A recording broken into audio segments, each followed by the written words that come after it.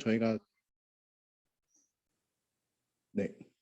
코멘트를 해주시면은 저희가 좀 많이 반영을 해서 여기에 반영할 수 있는 건 반영을 하고 아니면은 새로운 작업을 하는 데 있어서 큰 도움이 될 것 같습니다. 그래서 많은 분들께서 좀 좋은 코멘트를 주시면 감사하겠습니다. 그래서 뭐 연구 배경은 사실 뭐 다 아시는 얘기입니다. 뭐 우리나라는 계속 저출산 고령화가 문제고 요번에 작년 12월 달에 통계청에서 다시 원래 5년마다 하는 추계를 냈었고 그 숫자를 보면은 더 안 좋아졌다라는 내용들을 많이 보셨을 거고요. 여기에 있는 그림은 사실 이제 여기 있는 수치들은 저희는 2017년에서부터 2017년에 발표된 장래인구 추계를 가지고 그린 그림인데요. 원래는 이제 장래인구 추계가 5년에 한 번씩 법적으로는 하게 돼 있고 2017년 같은 경우는 특별 추계로 했었던 거고, 그다음에 사실 2019년에도 갑자기 출산율이 확 떨어져 갖고 그때도 뭔가 특별 추계 비슷한 거를 해서 공개를 했었던 것 같은데, 작년 2021년에는 이제 원래 해야 되는 법정 추계에 맞춰서 한 건데, 저희가 이 작업을 작년 초에부터 시작을 해서 여름 가을쯤에 끝나고 새로운 추계는 그 다음에 나온 거라서 저희가 2017년 추계를 가지고 모든 작업을 했고요. 사실 이걸 비교를 해서 얼마나 차이 나는지 좀 보기는 해야 되는데 아직 그 부분까지는 못해서 죄송하다는 말씀드리고, 저희가 생각했을 때 중요한 인디케이터들은, 그러니까 퀀티테이티브는 좀 많이, 퀀티테이티브도 끝에 가면은 그렇게까지 많이 안 차이가 나는 것 같고요. 앞에 부분에서 좀 차이가 나는 것 같은데 저희가 했던 작업들이 갖고 있는 함의에는 큰 지장은 없을 것 같아서 지금 현재 이 상태로 작업을 한 걸 보여드리도록 하겠습니다. 보시면은 성인 총인구는 뭐 저희가 성인 총인구로 한 건 25세 이상 인구를 그린 거고요. 아시다시피 이렇게 쭉 떨어져서 저희가 이게 추계가 67년까지 있고 67년 이후에는 맨 마지막 새로 들어온 코호트의 생존율을 그대로 고정시켜서 밀어가지고 그냥 뒤에까지 쭉 뽑아낸 건데, 결국에 보시면은 거의 절반 수준으로 최종적으로는 근제 상태에서 절반 수준으로 떨어질 거다라는 것들을 이제 충분히 보실 수가 있고요. 그 다음에 사실 저희가 중요하게 생각하고 있는 거는 전체적인 인구수가 줄어드는 것보다 인구 구성비가 더 중요하다고 생각을 하고 있고, 보시는 두 번째 그림에서 보시는 바와 같이 두 번째 그림에서 보시는 바와 같이 여기 65세 이상과 65세 이하 인구로 나눴을 때 그 차지하는 비중의 모습이 달라지는 것을 보실 수 있습니다. 그래서 이 두 그림을 한꺼번에 그린 게 옆에 있는 부양비인데요. 65세 이하 인구를 65세 이상 인구로 65세 이상 인구를 65세 이하 인구로 나눈 거고요. 보시면은 이 부양비가 계속적으로 올라가다가 2067년 근방에 가면은 사실 2060년쯤 되면 1을 넘어가고 2067년에 제일 높게 됐다가 다시 떨어지는 패턴입니다. 이 떨어지는 패턴은 사실 생존율이 고정되어 있기 때문에 모든 코호트들의 생존율이 같아지면서 스테디 스테이트로 인구 분포도 수렴하는 과정에서 떨어지는 거고요. 어찌됐건 간에 최종적인 근제 상태에 도달을 하더라도 현재 부양비가 0.4, 0.2 수준이었는데 한 0.7 수준까지 올라가서 크게 이제 노인 인구의 비중이 훨씬 더 많아진다. 이거는 이제 이미 많은 사람들이 이런 얘기를 했고 이것 때문에 이제 다양한 정책들이 나오는 상황이라고 이해를 하시면 될 것 같습니다. 그래서 저희가 하고자 하는 내용은 이거에 대한 인구 구조 변화에 대한 경제적 효과를 보려고 하는데요.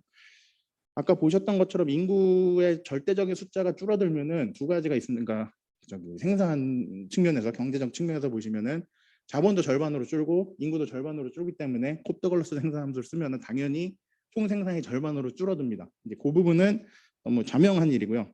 사실 이제 인구가 이렇게 줄어들었을 때 문제점이 뭐냐를 얘기를 했을 때 초반에 이제 일종의 정부 부처들 회의 가면은 인구가 줄어들더라도 1인당 생산이 그대로 있으면 별 문제 없는 거 아니냐, 총량만 줄어든 거면은 크게 문제가 없다라는 사람과 총량이 줄어든 것도 크게 문제다라는 쪽으로 나눠서 얘기를 했고요. 총량이 줄어들었을 때 문제는 성장률이 떨어지는데 정부가 제일 민감한 건 그 성장률이라서, 전체적인 성장률이라서 이제 그 부분에서 민감하게 반응을 했었고, 1인당 측면에서는 문제가 없다라고 말씀하셨던 분들도 일부 계셨는데 이제 그분들이 간과했던 거는 이 인구 구성비가 바뀌면서 나오는 효과는 그때는 좀 생각을 감안을 안 하셨던 것 같습니다. 근데 저희가 이런 작업을 실제 이제 1년의 과정을 몇 번 거쳐서 보면서 중요한 인디케이터 중에 하나가 이 부양비고요. 이 부양비가 결국에는 생산 가능 연령 인구의 그 비중을 항상 결정하기 때문에 그 부양비에 따라서 1인당 생산의 다이나믹스가 굉장히 많이 바뀌고, 특히 이제 인구 구조가 변화하는 그 이행 경로상에서 이 다이나믹스는 거의 이 부양비에 의해서 결정된다라는 거를 이제 저희도 이제 몇 번 확인을 했고, 이게 굉장히 중요한 요소라는 거를 파악을 하고 있습니다. 어찌됐건 간에 1인당 생산, 총생산 둘 다 줄어드니까 정부는 이거를 대응을 하기 위해서 2019년부터 범부처 인구정책 TF라는 거를 이제 구성해서 대응 전략을 모색을 했고요. 2019년부터 지금 매년 이걸 운영을 하고 있습니다. 운영을 하고 있고, 사실 이제 그 서울대 금융연구원에서 하는 용역의 어떤 그 프로젝트의 일환이 이 인구구조 TF에서 나오는 논의들을 어떻게 보면은 좀 분석을 하는, 그래서 이게 한 팀만 있는 게 아니고 여러 팀이 같이 움직이고 있는데, 각자 이 인구정책 TF에서 나온 내용들을 바탕으로 해서 관심 있는 분야를 다른 교수님들도 이제 다른 팀들도 진행을 하고 계시고요. 이제 그런 저희가 이 인구정책 TF의 내용에서 관심을 가졌던 거는 결국에는 인구구조 변화가 경제에 어떤 영향을 미치는지에 대해서 보려고 했었던 거고, 실제 내용들을 보시면 인구절벽 충격을 완화하기 위해서 생산 가능 인구가 줄어드는 거를 대응하는 측면에서 보시는 것처럼 여성, 그 다음에 고령자라고 하면 이제 65세 이상 인구의 65세 이상 인구 중에 해당하는 일부를 말하는 거고요. 그다음에 외국인, 이런 사람들을 활용을 해서 생산 가능 인구를 높여서 대응을 해야 된다라는 논의들이 진행이 되고, 그거에 맞는 어떤 정책적 대안들을 지속적으로 제안을 하고 있습니다. 그래서 저희는 이 지금 인구정책 TF에 있는 이 내용을 바탕으로 지금 연구를 진행하고 있고, 여기서는 특별히 이제 외국인을 활용을 했을 때는 그러면 어떻게 되는지 이런 것들을 좀 살펴보고자 합니다.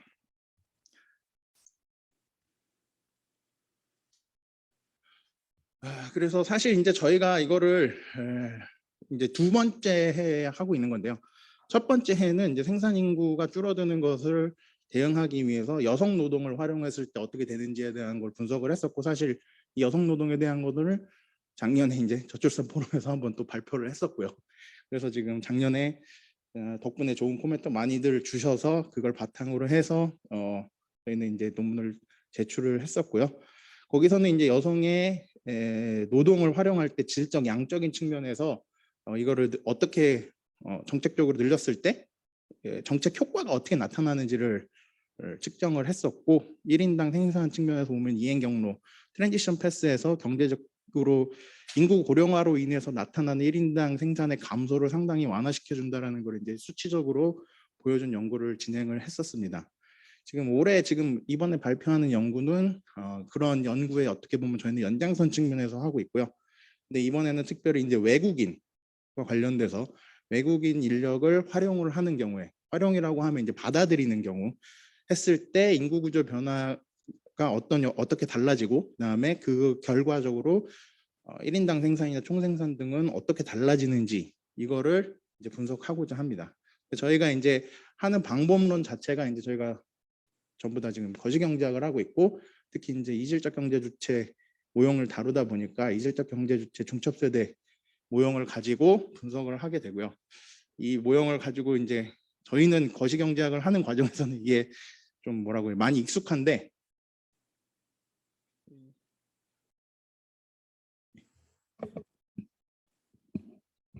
네, 그 플로우에서 이제 이 질문이 와 갔고요. 발표하시는 중에 교수님 계속 실시간 발표하시는 중에 질문 드려도 괜찮으시죠? 네네. 네, 그렇다면 이제 특히나 줌에서 이제 여기 대면에서는 약간 순서 좀 기다리고 이제 그런 식으로 좀 호흡 맞춰야 되는 게 있는데요. 줌으로 참석하신 분들은 그 질문 계시면 언제든지 자유롭게 말씀해 주시면 감사하겠습니다.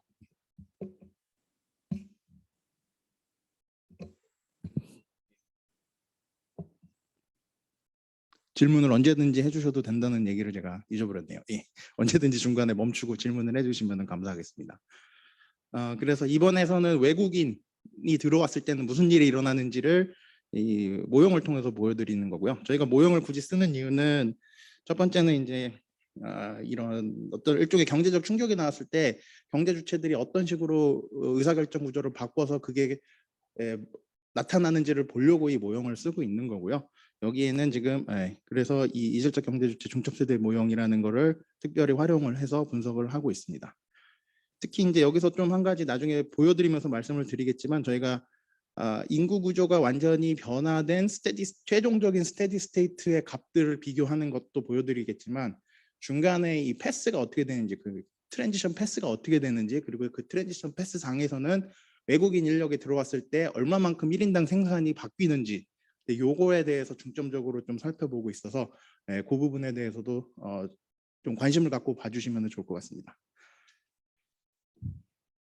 그래서 저희가 하는 내용은 지금 이 모형을 가지고 모형을 일단 구축을 할 거고요. 모형은 저희가 2017년부터 이제 그 인구 구조를 집어넣을 거기 때문에 2017년 기준으로 모형을 세팅을 해놓고 캘리브레이션도 2017년 기준으로 한 다음에 그 다음에 저희가 하는 방식은 통계청 인구 전망에 나와 있는 인구 구성을 그대로 대입을 외생적으로 대입을 할 거고요. 그래서 경제가 어떻게 바뀌는지에 대한 트랜지션 패스를 쭉 계산을 할 겁니다. 그다음에 이렇게 계산된 경로를 하나를 놓고 이걸 저희가 이제 기준 경로라고 표현을 할 건데요. 벤치마크라고 표현을 할 거고요. 여기에 이제 외국인 인력을 외성적으로 들어오는 상황을 고려를 했을 때 이 경제적 충격, 그러니까 트랜지션 패스가 어떻게 바뀌는지 보는 게 저희가 하는 주요한 내용이고요. 사실 이제 외국인을 어떻게 받아들일 것이냐, 정책적으로 어떻게 끌어들일 것이냐 이거에 대해서는 사실 저희가 전문가는 아니고 이거는 굉장히 법적으로도 어려운 문제가 있어서 저희가 하고자 하는 거는 그래 이런 정책들을 정부가 실제로 펴서 결과적으로 외국 인력이 어느 정도만큼 들어온다. 이 들어온 거에 대한 경제적 효과가 뭐냐라고 이제 해놓고 그 경제적 효과를 분석한다라고 이해를 하시면 되겠습니다. 저희가 이제 기존에 있었던 좀 연구들과 차별되는 걸로 생각하고 있는 건 크게 두 가지 측면인데요. 하나는 들어오는 받아들이는 외국인의 숙련도, 스킬 레벨이 스킬드, 언스킬드에 따라서 다르다라는 것을 구분을 해서 분석을 한다는 게 하나의 특징이고요. 그리고 이 스킬 레벨을 구분을 하면서 할 때 스킬 간의 퍼펙트 서브스티튜션을 가정을 하지 않고 일종의 어떤 일레스티시티가 있어서 일정 정도만 이제 서로 대체할 수 있는 그런 사정을 함수를 썼을 때는 생산 함수를 썼을 때는 어떻게 되는지에 대해서 지금 보여드릴 거고요. 그다음에 하나 다른 측면에서 좀 중요한 거는 이 들어오는 외국인들이 거주 기간이 어떻게 되느냐에 대한 차이를 지금 저희가 볼 겁니다. 그래서 일시적으로 들어와서, 그러니까 쉽게 얘기하면은 들어와서 1년 일하고 다시 자기 나라로 돌아가고 다시 그 다음에 또 들어와서 1년 일하고 돌아가는 이런 외국인들이 들어왔을 때랑 한번 들어와서 이민 아니면 영주처럼 이제 미국에서 그린카드 받고 평생 사는 것처럼 들어와서 계속 살 때 이 차이가 이제 어떻게 나타나는지에 대해서 보여드리려고 하고요. 나중에 보시면은 요 거주 기간별로의 차이에 대한 결과들이 좀 크게 나타나는 것들이 있는데 이 부분에 대해서는 사실 이제 많이 연구가 되지 않아서 이제 저희가 생각했을 때는 요 중요한 부분이라고 생각을 하고 진행을 했습니다. 저희 질문 드려도 될까요? 네. 그러면 이제 이 모델에서 이제 기간이 길어지면 뭐 익스피리언스 프리미엄 같은 게 있는 건가요? 아니면 뭐 숙련도가 올라가거나? 지금 여기서는 어떻게 할 거냐면요. 기준 경제에서 있는 스킬 프리미엄을 잡아내도록 이제 그 생산 함수들의 파라미터들을 결정을 할 거고요. 그 생산 함수가 유지된다는 가정 하에서 외국인이 들어왔을 때, 외국인의 숙련 노동이 들어왔을 때 어떻게 되고, 외국인의 비숙련 노동이 들어왔을 때 어떻게 되고, 요거에 대한 패스를 계산을 해서 비교를 할 겁니다. 네, 이 부분이 이제 나중에 뒤에 가서 실제 함수를 보시고 그 다음에 저희가 어떤 식으로 반영을 했는지를 좀 보시면은 좀 더 도움이 될 것 같은데 간단하게 말씀드리면 일단은 숙련이랑 비숙련 간에는 CES 생산 함수를 쓸 거고요. CES 생산 함수를 쓰면서 그 CES 탄력성을 이제 추정된 값을 하나 집어넣고 하고요. 그렇게 하다 보면은 이제 우리나라에서는 스케일 분포가 고정이 돼, 그러니까 안 바뀌는 2017년 기준으로 고정이 되어 있는 상태로 쭉 밀어나서 기준 경로를 찾을 거고요. 외국인 같은 경우에는 들어오는 사람들이 전부 다 스킬 아니면 전부 다 언스킬 이렇게 구분을 해서 모형을 풀어서 보여드릴 겁니다. 이 스킬 디스트리뷰션을 어떻게 잡고 왜 그렇게 고정을 시켰는지가 굉장히 이제 어떻게 보면 중요하고 논의가 많이 될 건데 그 부분은 이제 캘리브레이션 하는 데에서 저희가 좀 더 설명을 해드리도록 하겠습니다. 제가 제가 정확하게 지금 그 이해가 지금 이해 못한 부분이 이제 거주 기간의 효과가 이제 있다고 하셨는데 그게 보통 제 생각으로는 이제 뭐 오래 일하면 익스피리언스 프리미엄 같은 게 있으면 이제 그걸 이제 만들 수 있을 것 같은데 지금 말씀하시는 걸로 제가 이해하기로는 그런 거 없이도 뭐 일반 균형 효과로 이 그 거주 기간에 따라서 이 차이가 생기는 걸 만들 수 있다고 하시는 건가요? 지금 되게 중요한 말씀하셨는데 지금 말씀하신 것처럼 그 스킬, 언스킬 내에서 레이버 마켓 익스피리언스가 늘어나면서 휴먼 캐피탈이 늘어나는 거는 고려를 하지 않고 있고요. 이제 그거는 이제 고려하지 않고 저기서 중요한 그 거주 기간에 따른 중요는 일시로 거주한 사람은 국내에 저축을 안 하고 그다음에 영주하는 사람은 국내에 저축을 하고 요게 가장 큽니다. 그래서 국내에다가 캐피털 어큐뮬레이션에 컨트리뷰션을 하는지 안 하는지 요게 하나가 중요하고요. 두 번째는 저 사람들이 일시랑 영주에 따라서 그 아까 보여드렸던 부양률의 다이나믹스도 완전히 달라집니다. 왜냐하면은 일시 거주하는 사람은 특정 연령대가 지금 들어와서 일시 거주를 하는 걸로 할 텐데 저희가 이제 25세에서 44세가 들어오는 걸로 하고 일시는 25세에서 44세가 들어왔다가 44세까지만 계속 25세에서 44세 연령만 계속 일정 숫자가 계속 들어오는 그런 구조고 영주는 25세에서 44세가 들어오지만 이 사람이 한번 들어오면 평생을 삽니다. 그래서 나중에 65세, 100세까지 해서 우리나라에서 죽고 나가는데 이 구조가 부양률에 굉장히 큰 차이를 가져오고 그걸로 인해서 나오는 효과들이 꽤 크다라는 것을 이제 보여드릴 거고요. 저거를 왜 고려를 했느냐는 좀 이따가 이제 실제 정책에서 어떻게 하고 있는지를 보시면은 좀 더 이해가 되실 것 같습니다. 감사합니다. 예.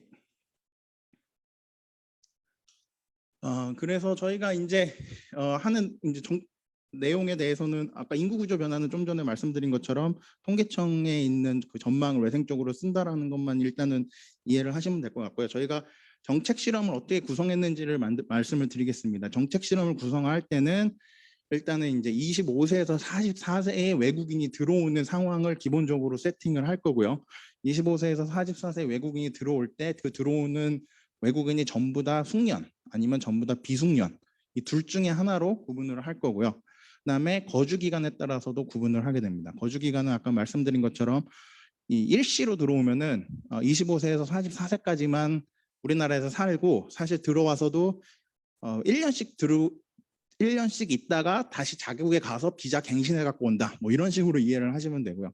영구는 25세에서 44세가 들어오지만 한번 들어오면은 우리나라에서 영주권 받고 평생 산다. 그렇게 돼 있고 요 말의 차이를 모형해서 반영하는 거는 이 사람들의 사실은 컨섬션 세이빙 그다음에 레이버 서플라이 디시전들이 어떻게 다른지를 가지고 보여드릴 거고요. 그거를 구성하는 과정에서는 실제 우리나라에 지금 들어와 있는 외국인들이 어떤 의사결정을 하고 있는지 데이터를 보고 그거에 맞춰서 지금 저희가 세팅을 해서 진행을 하고 있습니다. 그 부분에 이제 좀 데이터를 보시면은 좀 명확한 부분들이 있어서 뒤에서 데이터를 보면서 말씀을 드리고요. 그래서 전반적으로 실험은 크게 이제 모의 실험 1, 모의 실험 2로 나눠지는데 모의 실험 1은 임시 거주하는 거, 모의 실험 2는 영주로 거주하는 거고요. 각각 그 실험 안에서 스킬드, 언스킬드 구분이 있다. 이렇게 해서 총 4가지 실험을 해서 4가지의 트랜지션 패스를 그려서 원래 있었던 기준 경로랑 비교를 해서 보여드린다라고 이해를 하시면 될 것 같습니다. 그래서 이제 저희가 했던 내용들을 결과들을 간단히 먼저 말씀을 드리면 우선 외국인이 들어오기 전에 외국인 들어오는 그 정책 실험을 하기 전에 고령화가 됐을 때 경제 상태가 어떻게 되고 그 다음에 고령화되는 과정에서의 이행 경로에서 경제 상황은 어떻게 되는지를 보는 게 좀 중요합니다. 그래서 여기 있는 고령화 경제에서는 우선은 그러니까 인구 구조가 맨 마지막 코호트의 스테디 스테이트 상태로 이제 수렴했을 때 수렴한 상태에서 이제 놓고 푼 건데 총 인구는 보시면 한 절반 정도로 줄어들게 되고요. 부양비는 20%에서 60%로 한 3배 정도 늘어나게 됩니다. 총 생산은 100에서 그러니까 기준 경제가 100이라고 보면은 거기서 이제 40, 60%가 감소하는데 이거 보시면은 총 인구가 줄어드는 비중이랑 거의 같게 줄어듭니다. 이게 뭐 인구수가 줄어드니까 노동도 줄어들고 그 사람들이 각각이 갖고 있는 에셋 레벨이 좀 달라질 수는 있지만 그래도 전반적으로는 절반 이상 절반 수준으로 줄어들기 때문에 줄어드는 거고요. 중요한 거는 이제 1인당 생산인데 1인당 생산도 보시면은 최종 스테디 스테이트에서는 지금 한 83% 수준으로 줄어들게 됩니다. 그리고 소비도 상당 부분 감소하게 되는 모습들을 보여지게 되고요. 이것들이 다 아까 말씀드렸던 부양비가 바뀌면서 나타나는 효과들이다라고 이해를 하시면 되고요. 그다음에 저희가 이제 정책 실험을 했을 때 외국인을 받아들였을 때 어떻게 되는지를 볼 건데요. 이제 앞에 있는 100에서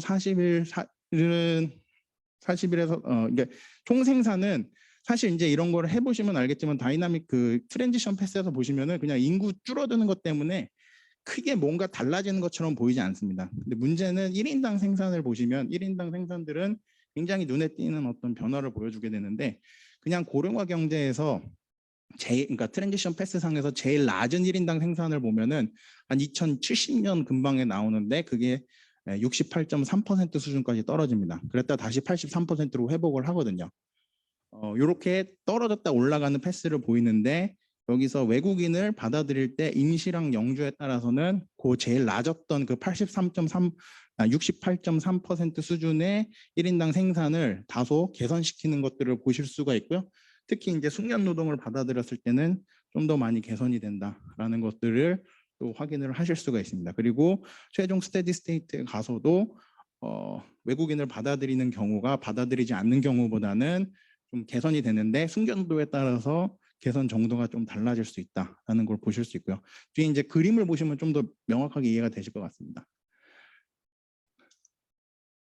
그래서 이제 선행 연구들에서 간단히 정리를 해드리려고 하는데요.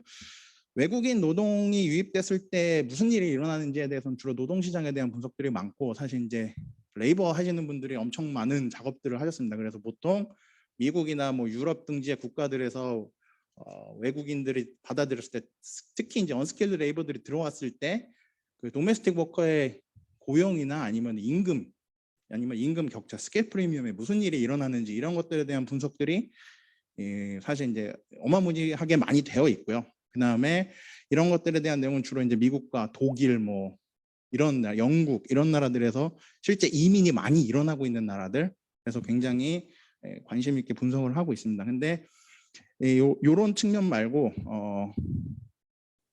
인구 구조가 바뀔 때 외국인을 받아들여서 뭔가를 해결하겠다라는 것들은 이제 주로 이제 매크로 하시는 분들이 매크로 리터처에서 이것들이 다루어지고 있는데 처음에 미국 같은 경우도 이제 특히 이제 파이낸싱 그러니까 텍스의 어떤 재정적 부담을 완화시키기 위해서 외국인들을 어떤 노동력을 활용을 해야 되고 스킬드랑 언스킬드가 들어왔을 때 어떻게 달라지고 뭐 이런 것들이 이제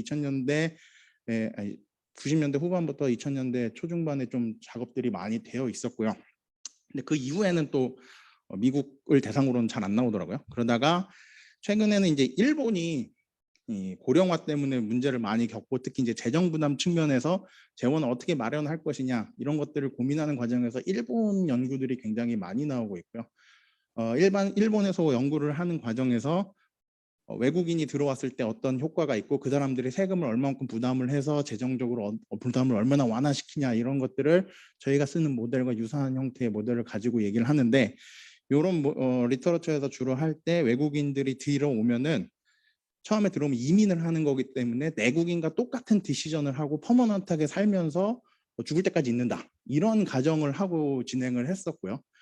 가장 최근에 이제 이몰로굴루랑 키타오랑 야마다 이 세 사람이 일본 경제를 분석할 때 이 사람들은 이제 게스트 워커라는 표현을 썼는데 이게 저희가 말하는 임시로 들어와 있는 템포러리 워커에 해당하는 거고 이 사람들이 들어왔을 때는 좀 효과가 다르게 나타난다라는 것들을 이제 보여준 연구가 하나가 있었고요. 이제 저희도 이제 이런 맥락에서 이 연구들을 진행을 하고 있다라고 이해를 해주시면 되고요.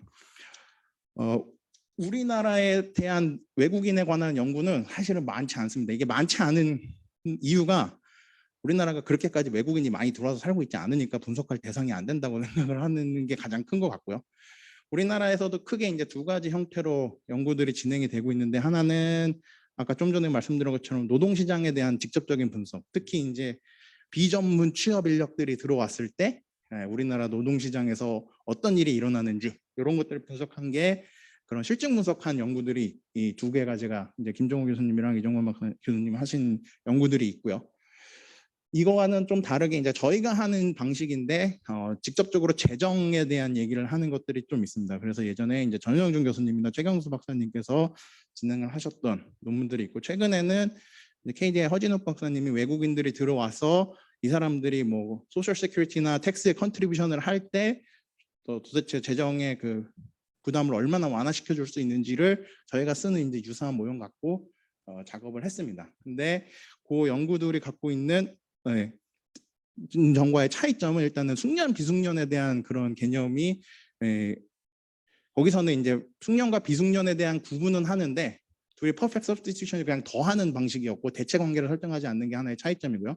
그 다음에 영주와 임시를 구분하지 않고 있다는 것도 차이점이고, 이 두 가지가 지금 저희가 결과에서 고려하는 것이 중요하다는 것을 보여드립니다.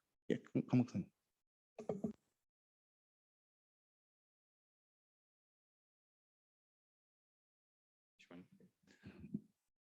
네, 오히려 대변이 지금 더 이제 진행이 더디게 되는.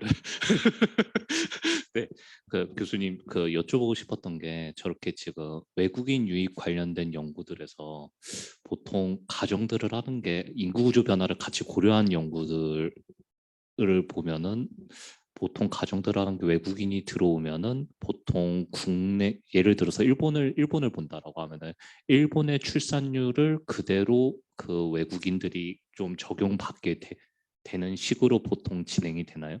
만약에 그렇다고 한다면은 우리나라 같은 경우에 지금 아무래도 외국인들 이제 외국인 노동력이 이제 그 외국인들이 많이 들어왔는 것 중 하나가 뭐 여러 나라들이 있을 걸로 생각을 합니다. 뭐 예를 들어서 베트남이나 하여간에 이런 식으로 뭔가 더 동아시아에서 오신 분들도 있을 거고, 아니면 기타 다른 나라에서 오신 분들도 있을 거고, 이렇게 국가별로 약간 출산율이 조금 다를 수도 있을 것 같은데, 거기에 대해서 혹시 이제 그 사람들의 출산율이 현재까지 좀 한국화가 됐는지, 아니면은 이제 베트남에서 오신 분들은 베트남의 출산율을 좀 유지를 하시는지, 그런 게 좀 궁금합니다. 굉장히 이제 어떻게 보면은 중요하면서 이제 저희가 모형에 반영하지 않는 그 약점을 질문을 하신 것 같은데, 일단 외국인들이 들어왔을 때 출산에 대한 얘기는 저희뿐만 아니라 사실 이 모형들 전체에서는 얘기를 안 합니다. 얘기를 안 하고 출산에 대해서 얘기를 못 하는 거죠. 그러니까 출산을 익서지너스하게 처리를 해서도 조금 이상할 수가 있고요. 그다음에 인더지너스하게 하는 건 되게 어렵고, 그러니까 그나마 저희가 했던 거는 이제 영주 같은 경우에는 어떤 식으로 이해를 하시면 되냐면, 그 사람들이 들어와서 살기 때문에 그 사람들로 인해서 늘어난 그 인구의 매스가 있습니다. 그 매스가 그냥 유지돼서 계속 가는 거라서 증가율 측면에서, 그러니까 그 사람들이 그러니까 처음에는 그러니까 초반에는 25세에서 44세만 들어오다가 이 사람들이 계속 오래 살면서 나오는 효과들을 제외한다 그러면 사실은 인구 증가율에 아무런 영향 없이 레벨만 올린 효과만 있다고 보시면 될 것 같고요. 지금 사실 이제 이런 모형들에서는 대부분 다 그런 식으로 처리를 했고, 지금 어떻게 보면 강 박사님 질문하신 것 중에 그럼 국적에 따라서 출산율이 다르냐 이런 것들도 좀 고민을 해봐야 되고, 어떻게 보면 그거보다 근데 그거를 이제 볼 수 있는 데이터가 그렇게 충분하냐 이거는 또 별개의 문제고, 왜냐면 들어와 있는 사람이 전체 인구에서 우리가 보면 한 3~4%밖에 안 되고, 그 중에서 지금 결혼 이민으로 들어온 사람이나 영주인데, 영주도 좀 애매한 게 재외동포나 영주 같은 경우에는 그냥 그 중국이나 이런 조선족들이 그냥 같이 들어오거나, 아니면은 미국에 있는 사람들 중에서 그린카드가 있는데 그러니까 그린카드가 아니지 그쪽에 살고 있는 사람이 일로 들어오거나 뭐 이런 상황이에요. 그래서 좀 그거를 그러니까 보다 보면은 이제 출산율을 보기는 어려울 것 같고, 그다음에 장기적으로 이걸 했을 때 좀 중요한 거는 아까 말씀하신 것 중에 그러니까 베트남 엄마랑 한국 아빠 사이에서 태어난 애들이 제대로 교육을 받는지, 인적 자본을 축적을 하는지, 이제 요거는 또 이제 완전 다른 얘기인데, 이제 그 부분은 그러니까 들어온 외국인들이 영주하면서 걔네들의 다음 세대가 어떻게 인적 자본을 할 건지는 또 이 모델로 하기에는 좀 어렵고 그거는 이제 또 모형을 확장을 시켜야 되는 부분이 있어서 그런 부분들은 지금 하나도 아직 못해서 이제 앞으로 저희가 해야 될 일들이 굉장히 많은 거고요.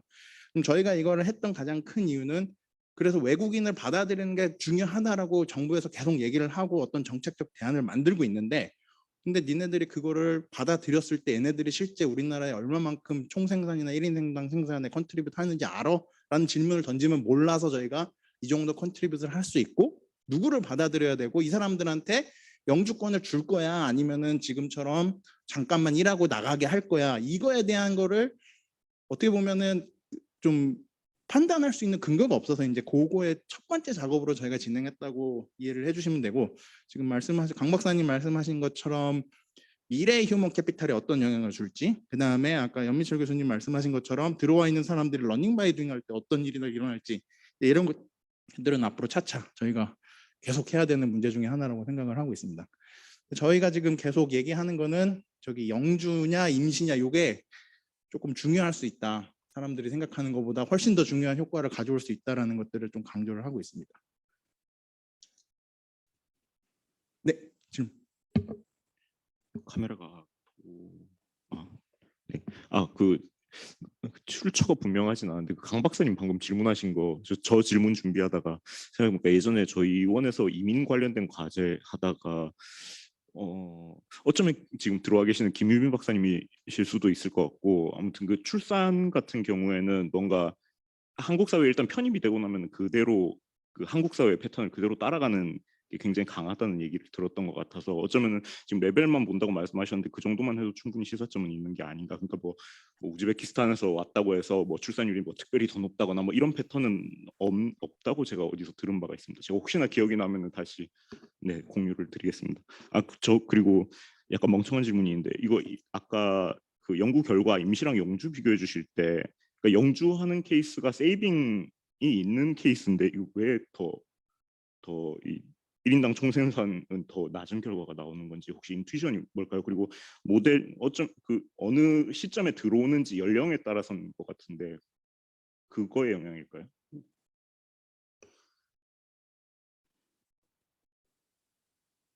디펜스 해주셔서 감사드리고 그거는 알려주시면 나중에 저희가 도움이 될 것 같고요.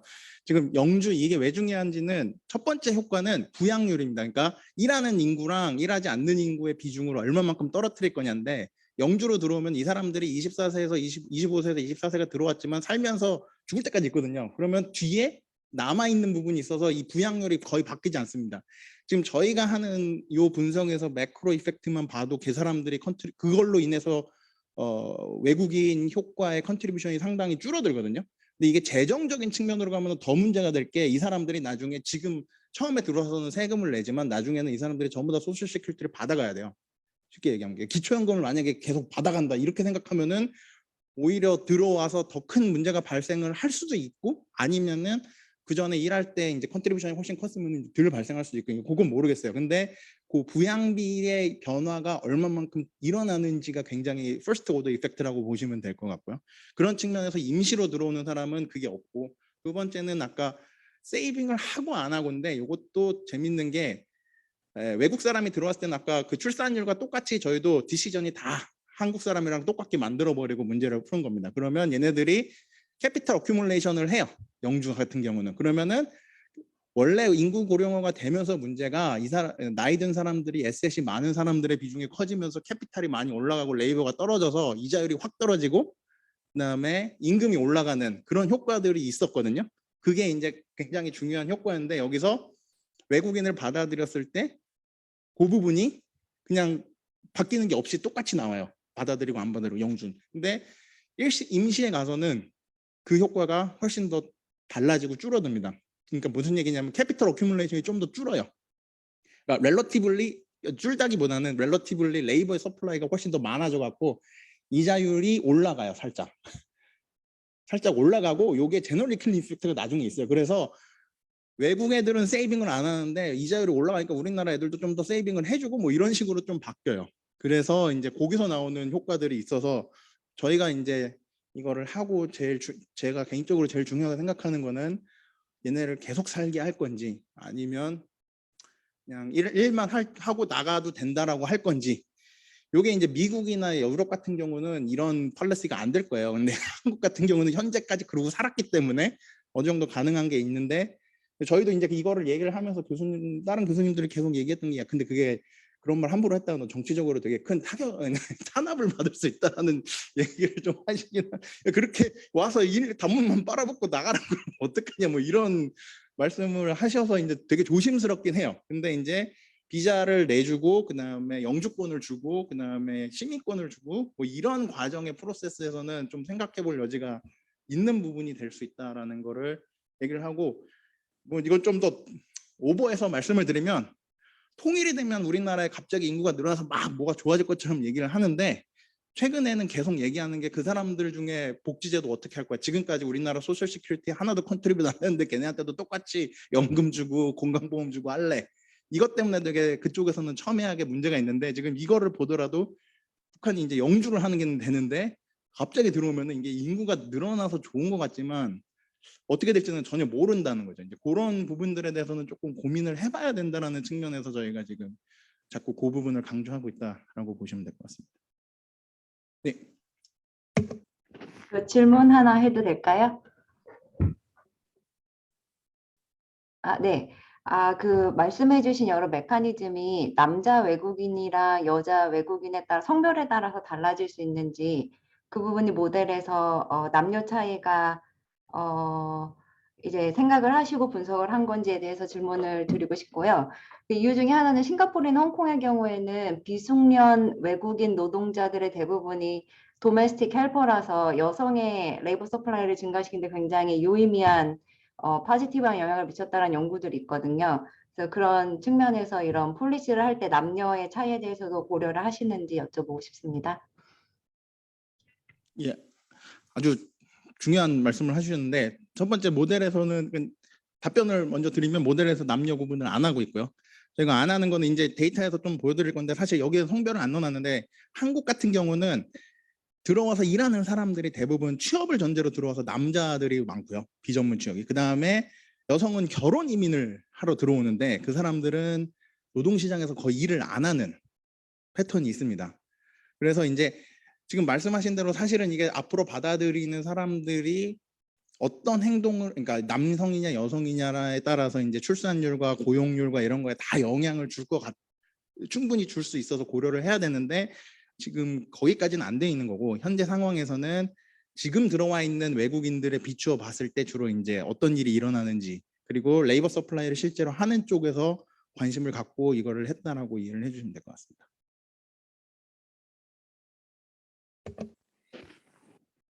비슷한 질문이었는데요. 그러면 여기서 이제 외국 인력이라고 하시면은 외국인이 한국에 들어온 사람 전체 대상으로 하시는 건지 아니면 외국인에서 이제 노동 참가를 하는 사람만을 대상으로 하는 건지가 궁금하고요.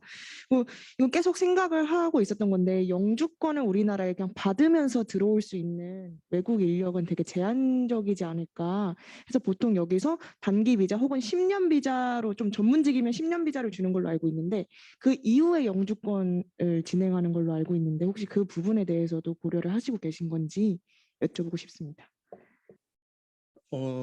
지금 말씀하신 것 중에 이제 그 영주 뭐 이런 것들은 이제 데이터를 좀 더 보여드리면 명확할 것 같고요. 그 다음에 저희가 지금 모형에서는 딱 임시냐 영주냐를 되게 극단적으로 구분해서 하고 임시가 나중에 뭐 영주로 넘어간다든지 이런 것도 아니고 그냥 딱 되게 극단적으로 하고 저희가 정책을 완전히 여기다가 이제 넣기가 어려워서 이제 되게 심플리파이 했다는 걸 보여주면 되고 사실 이게 인구정책 TF에서 하는 것도 보면은 재밌는 게 이 사람들도 각 부처에서 모였잖아요. 그리고 기재부가 주관이 되다 보니까 정책이 그렇게 리고러스하지 않아요. 그래서 법무부나 이민국 사람들이 와서 그거 아니라고 자꾸 뭐라고 하게 되더라고요. 저희도 이거를 한두 번 발표했을 때 제일 혼났던 분이 실제 법무부의 이민 담당하시는 부분 이걸 듣다가 제도가 그게 아닌데요라고 해서 좀 그렇게 했는데 이제 그런 디테일한 제도까지는 저희가 지금 여기서 어떻게 할 수는 없고 이 정도 매크로 이펙트가 있으니까 앞으로 설계할 때 좀 더 어느 부분을 봐야 된다라는 측면이라고 이해를 해주시면 좋겠습니다. 지금 서론이 굉장히 길었는데 어떻게 보면 모형보다도 여기 있는 박사님들이나 교수님들은 데이터를 좀 보시는 게 재미있으실 것 같아서 데이터에 대해서 좀 더 말씀을 드리는 데이터에는 좀 시간을 할애하고 예. 저기 그 모형에서는 이제 외생적으로 그러니까 유입률 그걸 정책적으로 정하는데 사실 정책을 어떻게 정하느냐에 따라 그러니까 모형에 지금 반영은 안 돼 있지만 나중에 하실 수 있을 것 같은 게 예를 들어 그 영주 이민을 뭐 하지 않겠다는 정책이 있으면 사실 그것 때문에 그 이민자들이 들어올 인센티브가 바뀔 거거든요. 그러니까 다른 사람들이 셀렉트돼서 들어올 거기 때문에 그 또 정책하고 완전히 이렇게 독립된 건 아닐 수 있을 것 같은 생각이 들었습니다. 그 셀렉션 문제가 충분히 발생을 할 수 있는 상황이고요. 지금 우리나라 제도를 보면은 영주 이민에 대한 거는 되게 프랙션이 많지가 않다고 보시면 될 것 같고, 사실 이제 여기 데이터를 좀 더 보시면은 확실해질 것 같습니다. 이제 그 부분에 대해서는 데이터를 보면서 말씀을 드릴 텐데, 지금 저희가 쓰는 자료는 이민자 체류 실태조사 및 고용조사라는 자료를 써서 할 거고요. 근데 이게 사실 마이크로 데이터긴 한데 실제 마이크로 데이터를 열어보면 되게 복잡하고 어렵더라고요.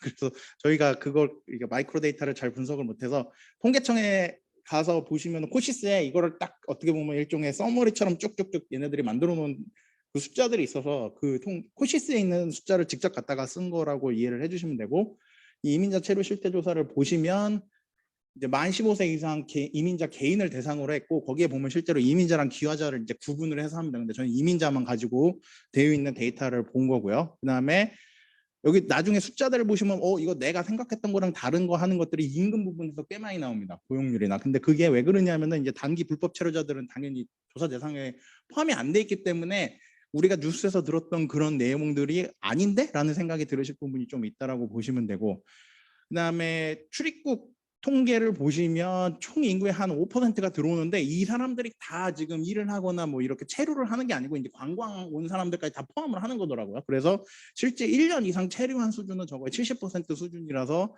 한 3~4% 수준으로 떨어진다라고 이해를 하시면 되고, 실제 이제 이 사람들의 그 체류 그 뭐라고 해야 되지? 비자 스테이터스에 따라서 쭉 나눠온 걸 보시면은 보신 테이블인데, 보시면은 비전문 취업이 제일 많고요. 이게 뭐냐면은 그거예요. 그 우리나라 중소기업의 산업연수원들 쭉 받아들이는 그런 거라고 보시면 됩니다.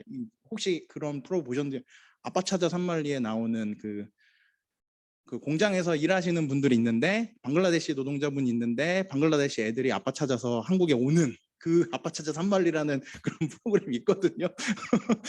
근데 실제 그거 KBS 1에서 일요일 날 아무도 TV 안 보는 시간에 하는 게 있는데 그런 분들에 해당하는 거예요. 비전문 취업이랑 방문 취업이. 그리고 전문 인력이라고 되어 있는 것들은 비자 스테이터스가 좀 다르고, 이 사람들이 아까 박사님께서 말씀하신 것처럼 10년짜리로 들어오는 그 사람들을 해당하는 것 같고요.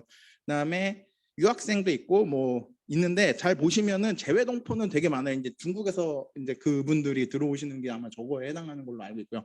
영주는 굉장히 적어요. 이게 생각보다 비율이 작고, 지금 우리나라에서 그리고 재외 동포는 우리나라에 들어오는 이유가 사실은 뭐 일을 하려고 들어온 거다기보다는 그냥 고향이기 때문에 들어올 거라고 저희는 지금 추측을 하고 있고요. 그래서 일을 하고 들어오는 사람들은 사실 비전문 취업, 방문 취업 전문 인력 이거고, 그다음에 영주는 나중에 보시면은 이제 고용률이나 이런 게 그냥 일반적인 우리나라 사람들이랑 크게 다르지가 않거든요. 이제 그런 측면으로 되어 있고, 결혼 이민 같은 경우에는 고용률이 굉장히 낮죠. 일단은 여성이 들어오고 결혼을 할 목적으로 들어오기 때문에 실제 이제 굉장히 낮은 경제 활동은 거의 안 하는 그런 상태로 되어 있습니다. 그래서 이 구성이 있고, 저희가 초점을 맞추는 건 앞에 있는 비전문 취업이랑 방문 취업, 그다음에 전문 인력, 얘네들이 지금 현재로서는 임시 거주에 해당하는 애들이라고 보시면 되고, 영주가 이제 영주권 갖고 있는 사람들, 재외 동포랑 영주가 영주권 갖고 있는 사람들, 영주 거주자로 보시면 될 것 같습니다.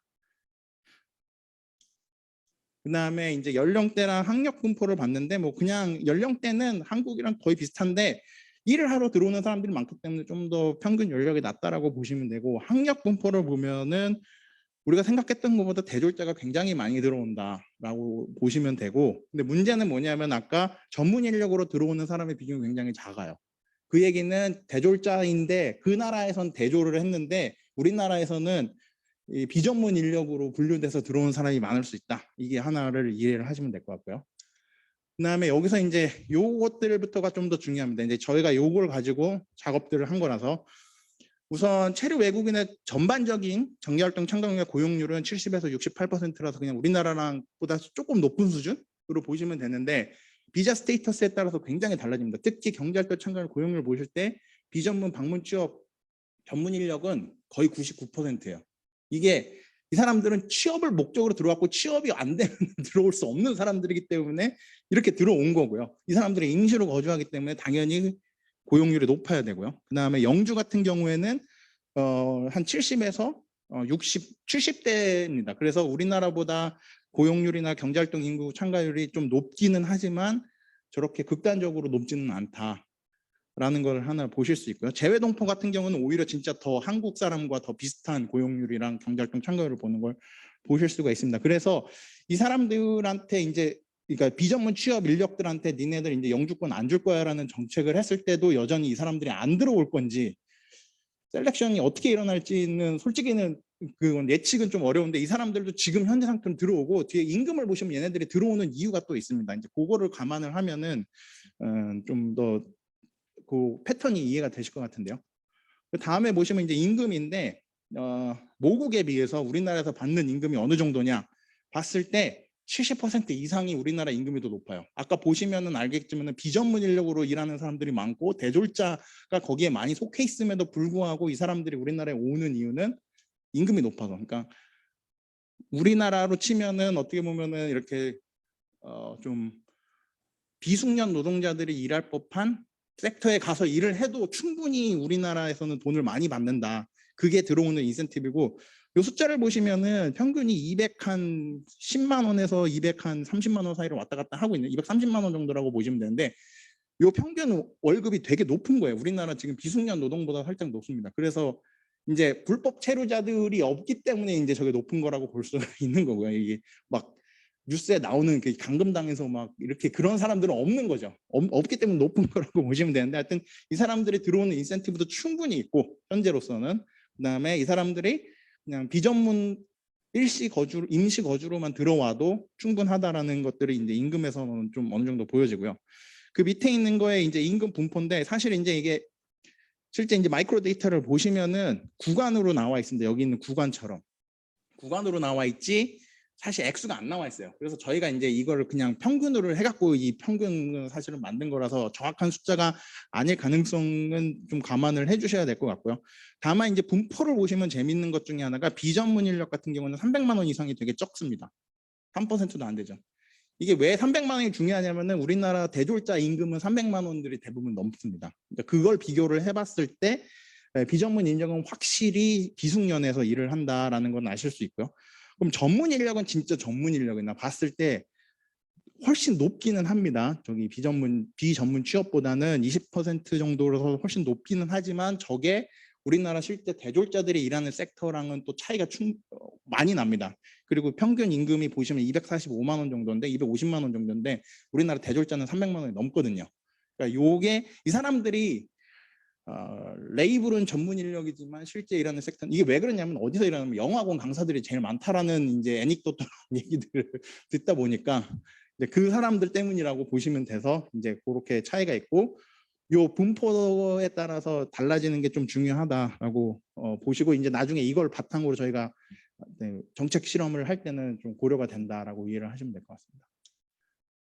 그래서 이제 내국인이랑 외국인이랑의 평균 임금들을 쭉 비교를 했는데 저희가 이제 외국인은 비자 스테이터스에 따라서 비숙련은 비전문 취업과 방문 취업으로 해놨고 숙련은 전문 인력에다가 재외동포까지 포함을 시켰습니다. 재외동포로 포함시킨 거는 아까 보시면은 300만 원 이상의 재외동포 비중이 좀 높아요. 다른 데보다. 그래서 넣었는데 뭐 이쪽을 넣든 안 넣든 크게 뭐 상관은 없고 왜냐면 비중도 굉장히 작기 때문에 다만 그리고 이제 한국 같은 경우 우리나라 내국인은 그냥 학력으로 나눴습니다. 고졸, 그 다음에 고졸 이하, 그 다음에 고졸 초과, 그러니까 대졸, 초대졸 합쳐갖고 나눠서 보시면은 전체적으로 우리나라의 평균 임금은 외국인보다는 당연히 높은데 높은 이유를 보시면 숙련 때문에 그러니까 대졸자 때문이라고 이해를 하시면 되고 비숙련, 고졸자 임금은 사실은 외국인 비숙련이랑 거의 차이가 없습니다. 그러니까 같은 업체에서 일하고 있는 거예요, 얘네들이. 그리고 그다음에 스킬 프리미엄이 그래서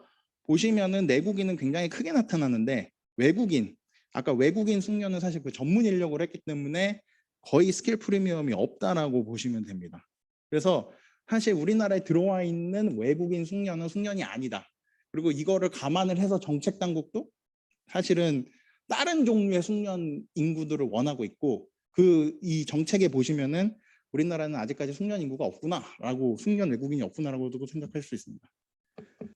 죄송한데 저 외국인 같은 경우에는 교육 수준으로 할 수 없어서 이렇게 하시는 건가요? 외국인을 교육 수준으로 하면은 이게 별반 차이가 없는 게 아까 보신 것처럼 대졸자인데 걔네들이 한국에서 받는 섹터는 다 비전문 인력 취업에 들어와 있어서 받는 거라서요. 그렇게 해봐도 별 차이가 없습니다. 그러니까 그렇게 하면은 대졸자 임금으로 하면은 별로 안 높죠. 다 비숙련에 해당하니까. 그렇게 보시면 될 겁니다. 실제 일하고 있는 섹터가 여기라서요. 예. 교수님, 김인경입니다. 예, 예. 궁금한 점이 제도상 우리나라의 외국인 대학생들이 이제 꽤 많이 들어오는 걸로 알고 있는데 그런 외국인들 대학 교육 정책과 그 사람들이 한국에 체류를 해서 한국의 숙련 근로자로 이렇게 취업을 할 수 있도록 노동시장 정책과 그런 외국인 교육 정책, 노동시장 정책을 연결하는 그런 제도도 현실적으로 있나요?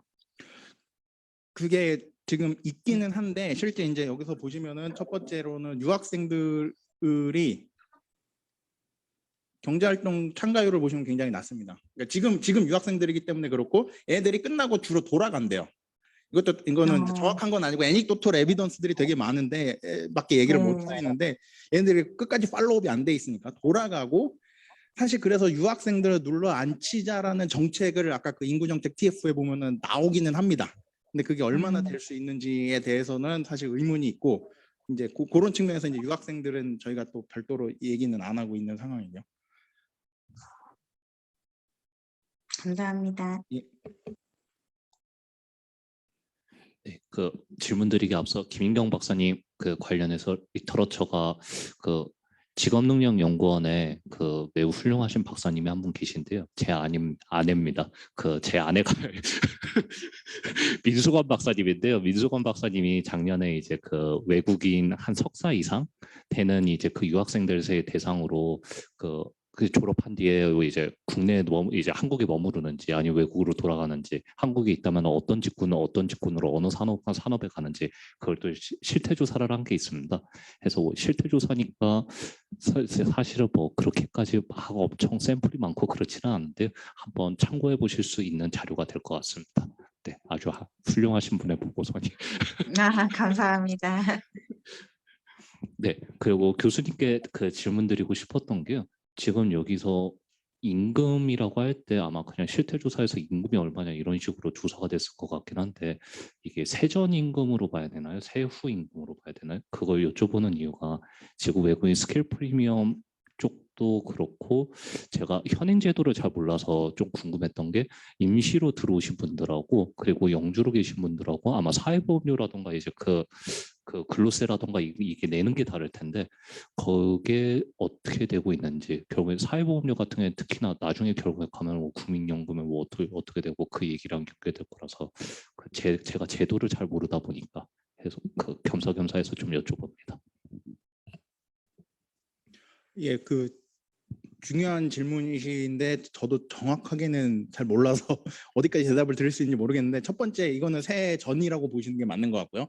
새해 후에 대해서는 따로 있는 게 아니고 제 기억이 맞다면 그 사회보험료를 내나 안 내나에 대한 무슨 항목이 있었던 거는 같아요. 근데 이제 그게 얼마나 디테일하게 있는지는 저희가 이제 그 사회보험 분야나 조세 분야를 거의 안 봤기 때문에 예, 왜냐하면 그쪽이 관심사가 아니어서 안 봐서 정확하진 않지만 그 별도로 했던 걸로 제가 기억을 하고 있어서 그리고 지금 여기 있는 건 전부 다 내국인도 세전이고 외국인도 세부고 내국인은 저희가 나중에 캘리브레이션 할 때 주로 쓰는 거는 지역별 고용조사이기 때문에 지역별 고용조사에 있는 그냥 값들을 갖다 쓴 거라고 이해하시면 될 것 같습니다.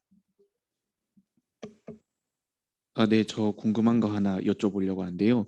이 15 슬라이드에 외국인 숙련이 이제 임금이 248.1만 원. 그래서 내국인 숙련보다 훨씬 적잖아요. 그거 얘기해 주셨는데 그러면 모델에도 외국인 숙련은 이 정도의 숙련이다 이렇게 들어갈까요? 아니면은 뭐 인구 구조 변화에 따라서 진짜 막 똑똑한 미국스럽게 약간 인도 막 PhD 이런 사람들도 있는 건지 아니면 요 수준으로 이제 반영이 되는 건지 그 외국인 숙련의 생산성에 대해 여쭤보고 싶습니다.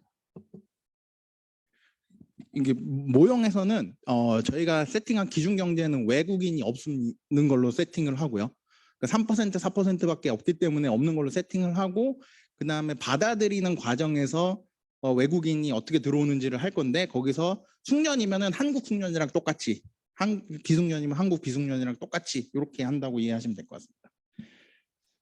그래서 이제 임금으로는 이 정도 격차가 나는 걸 보셨고요. 그 다음에 레이버 서플라이가 어떻게 되는지는 고용률로 보셨고 그 다음에 보여드리는 게 지출 구성입니다. 이게 좀 중요한 게 소비를 얼마나 할 것이며 저축을 어떻게 하는지가 이제 저희가 모형에다가 넣을 때 아까 임시랑 영주의 차이를 보여드리려고 하는 건데요.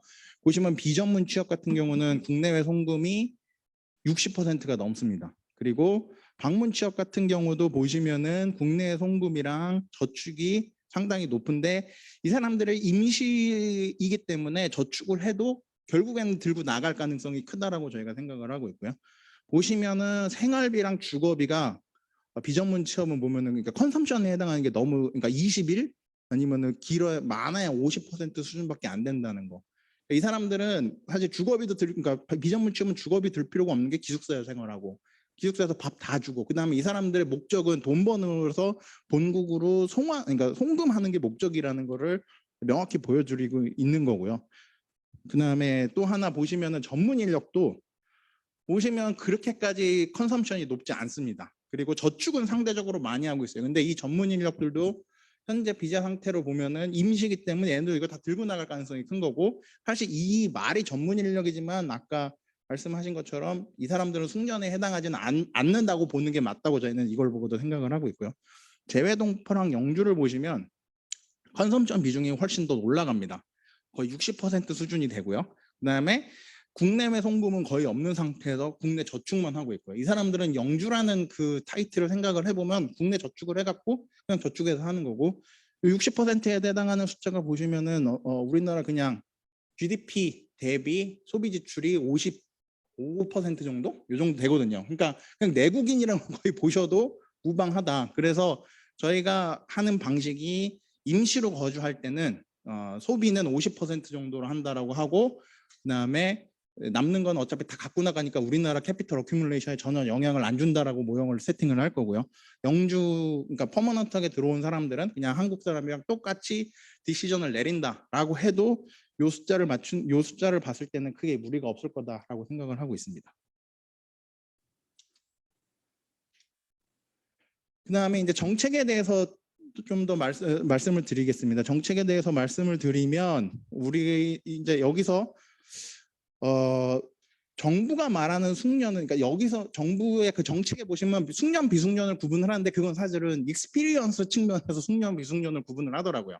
그리고 저희가 말하는 스킬드는 표현이 좀 다른 게 우수 전문 인력 해갖고 전문 인력도 아니고 앞에 우수가 하나 붙고 이 사람들은 명확하게 고학력 고임금까지 넣어놓습니다. 이게 지금 말한 아까 그 인도의 그 똑똑한 애들 들어오는 거고요. 삼성전자에서 일하는 애들인데 애들이 보시면은 숫자가 거의 없어요. 4만 명, 5만 명밖에 안 돼요. 그러니까 없다라고 보셔도 될 것 같고 그 현재 상황에서는 정부가 인식하고 있는 상황은 어떠냐? 비숙련도 낮고 숙련은 거의 없다. 그러니까 어찌 됐건 외국인은 둘 다 받아들여야 된다. 그래서 정책이 둘 쪽으로 다 가게끔 설정이 되어 있는 걸 좀 이따 보여드릴 거고요. 그 다음에 또 하나는 그런 표현을 자꾸 합니다. 외국인들의 장기 정착에 어려움이 있다. 이 표현을 하고 있는 게 이제 문서상으로 보실 수 있고요.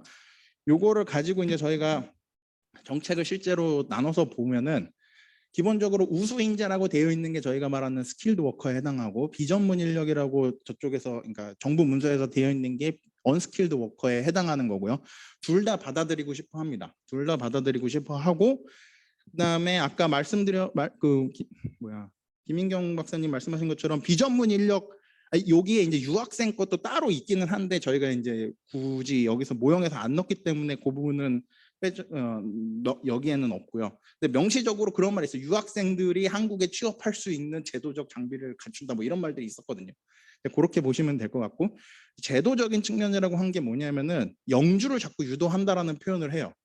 그런데 스킬드 워커를 영주 유도하는 거는 뭐 어떻게 보면은 그냥 사람들이 그렇게 생각할 수 있는 것 같고, 비전문 인력, 언스킬드 워커를 영주를 유도를 하겠다는 얘기를 하는데 그 이유가 뭐냐면 실제 업체에서 이 사람들이 5년만 일하고 가니까 한참 일 잘하는데 가버리니까 얘네 좀 잡아달라라는 측면에서 얘네를 지금 영주로 바꾸고 싶은 거더라고요. 그래서 그런 측면에서는 아까 질문하셨던 것처럼 러닝 바이 두잉 같은 게 들어가기는 할 거예요. 들어가긴 하는데 걔네들이 일하는 섹터랑 그다음에 완전 우리가 말하는 우수 인재가 일하는 섹터랑은 또 완전히 다른 동네라서 그 안에서의 어떤 각 섹터 안에서의 익스피리언스에 대한 걸 따로 고려를 해야 되지 않나라는 생각이 저희가 지금 하고 있고, 지금 저희 논문에서는 이제 그렇게까지는 안 하고 어차피 들어와서 일을 할 때 에버리지, 그러니까 에이지별로 레이버 프로덕티비티가 있는데 그거는 익서지너스하게 그냥 한국 거랑 똑같이 가져간다라고 이제 가정을 하고 할 겁니다. 모형에 대해서 이제 말씀을 드리겠습니다. 모형은 어떻게 보면은 좀 많이 보신 분들은 크게 색다른 모형이 아니라고 생각을 하실 거고, 그다음에 모형에 대해서 디테일한 거는 그렇게 관심이 많지 않을 수도 있어서 저희가 간단하게만 얘기한 게 하도록 하겠습니다. 라이프 사이클 모델이기 때문에 들어와서 J 세까지 살고요. 그다음에 JR, 모형에서 저희가 65세로 해놨습니다. 65세 은퇴를 하고요. 그다음에 중요한 거는 숙련에 따라서 구분을 하고, 여기서는 그냥 개인 한 사람만 있습니다. 가구도 아니고, 그다음에 남녀 구분도 없고, 다만 숙련도에 따라서 스킬드, 언스킬드 구분을 하고요. 저희가 이제 헤테로지나이티를 좀 만드는 방법 중에 하나가 숙련이랑 연령에 따라서 있는 노동 생산성 차이를 고려를 할 텐데, 요거는 같은 숙련, 같은 연령이면 같은 거고요. 그 안에서 어떤 디스트리뷰션을 만들고, 디스트리뷰션뿐만 아니라 사실은 이 사람들이 일하고 안 하고에 대한 초이스를 만들어 주려고 이디오싱크래틱 프로덕티비티 샥을 따로 주고 있고요. 그거에 의해서 이제 의사결정을 하게끔 만들어 놓은 구조라고 보시면 됩니다. 그래서 뭐 밸류 펑션을 보시면은 어떻게 보면 이쪽에서 쓰는 거는 굉장히 스탠다드한 밸류 펑션이라서 특별하게 색다른 건 없고요. 다만 이제 웨이지를 보시면은 임금이 있고요. 임금이 있고, 그 다음에 이디오싱크래틱 프로덕티비티 X가 있고, 이게 연령에 따른 프로덕티비티고, H는 근로시간인데요. 근로시간은 그냥 H바로, 여기서는 익스텐시브 마진이 더 중요하기 때문에 저희가 인텐시브 마진에 대해서는 신경을 안 쓰려고 고정을 해놓은 모형으로 했다라고만 봐주시면 될 것 같습니다. 그 다음에 이제 기업의 생산함수를 쓰는데요. 이 부분에서 좀 말씀을 드리면, 자본이랑 노동은 전반적으로는 콥더글렀습니다. 그러니까 저희가 고려 안 하고 있는 거는 캐피털 스킬 컴플리멘터리라든지 캐피털이랑 언스킬드 워커의 서브스티튜터빌리티, 이거는 고려를 못 하고 있다라고 보시면 될 것 같고요. 그 다음에 레이버 안에서 스킬드, 언스킬드가 있는데 얘네 둘 간에는 CES를 설정을 했습니다. 이게 퍼펙트 서브스티튜션이면 그냥 합쳐져서 사실은 에버리지 휴먼 캐피탈만 중요하지는 상황인데, 저희는 그거를 좀 깨고 싶어서 지금 이렇게 해놨고요. 여기서 저기 로라고 되어 있는 게 이제 서브스티튜터빌리티를 결정을 하는 파라미터에 관련된 건데, 저 실제 서브스티튜터빌리티는 저 시그마 저 펑셔널 폼으로 바꿔놓은 거고요.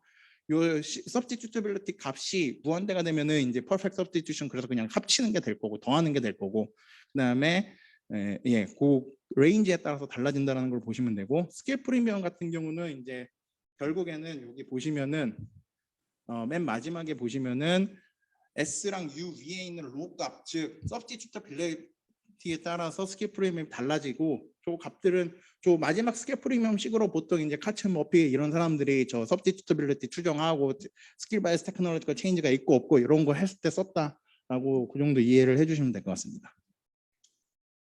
그 다음에 뭐 균형은 크게 문제가 없어, 그러니까 뭐 넘어가도록 하고요.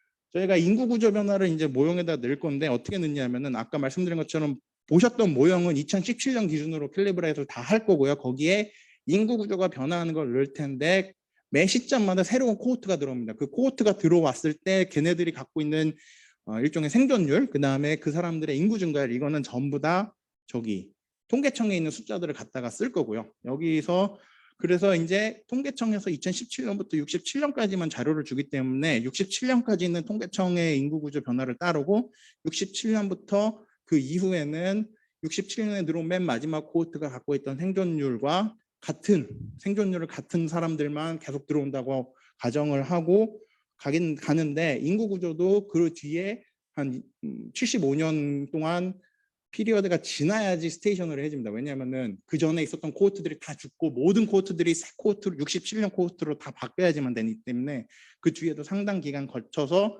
균제 상태로 이동을 할 거라는 걸 보실 수가 있고요.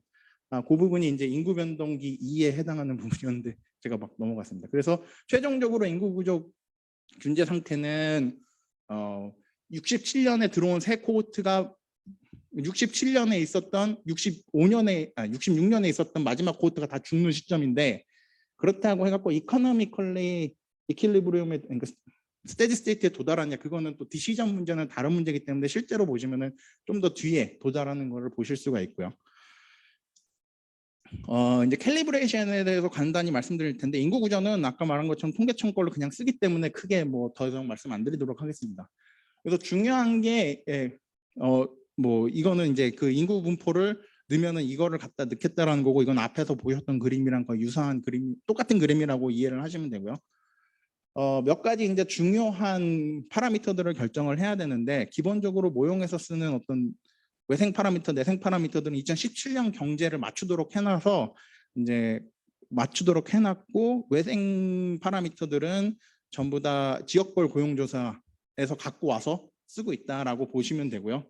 그 다음에 숙련도 분포가 중요한데 숙련도 분포는 저희가 교육 수준으로 측정을 했습니다. 그래서 대졸, 초대졸까지가 숙련이고 비숙련은 고졸 이하로 해놓고 그 숙련과 비숙련의 비율을 2017년에 찾아놓은 애를 걔가 그냥 계속 유지된다라고 했습니다. 이게 가장 큰 어떤 restriction, 그러니까 가장 강력한 가정 중에 하나고 저희가 실제로 이제 이걸 할 때 문제가 이제 생각하실 수 있는 게 뭐냐면은 우리나라 대졸자의 그 비중이 코호트가 내려갈수록 점점 더 많아져서 대졸자 비중이 늘어나는 거 아니냐라고 충분히 생각을 하실 수 있어요. 그러니까 무슨 얘기냐면은 최근에는 대학 졸업자들이 70-80%를 유지하기 때문에 얘네들이 나이가 들었을 때는 우리나라의 대졸자 인구는 당연히 70-80%까지 올라갈 거다라고 생각을 하고 근데 그렇게 해갖고 이걸 쭉 뽑아내면은 실제로 이제 고졸과 대졸의 비중이 나중에는 거의 한 대졸이 3배 정도 많아지는 수준으로 수렴은 합니다. 이제 그랬을 때 보통 그러니까 아까 보셨던 그 스킬과 언스킬드의 서브스티튜터빌리티가 없이 그냥 퍼펙트 서브스티튜션인 경우에 합치는 경우에는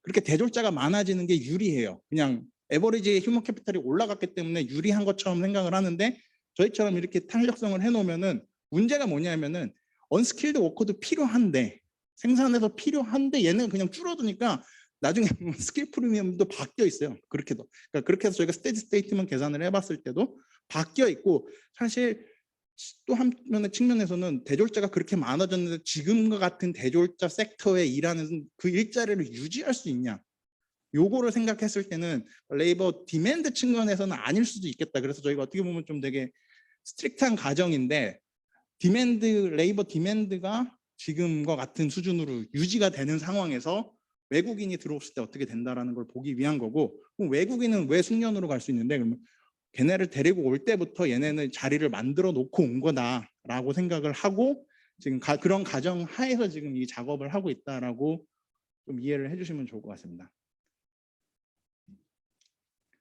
네, 그래서 뭐 파라미터들을 캘리브레이트 한 거는 이제 뭐 나중에 페이퍼 보시면 좀 더 자세히 되어 있을 거고요.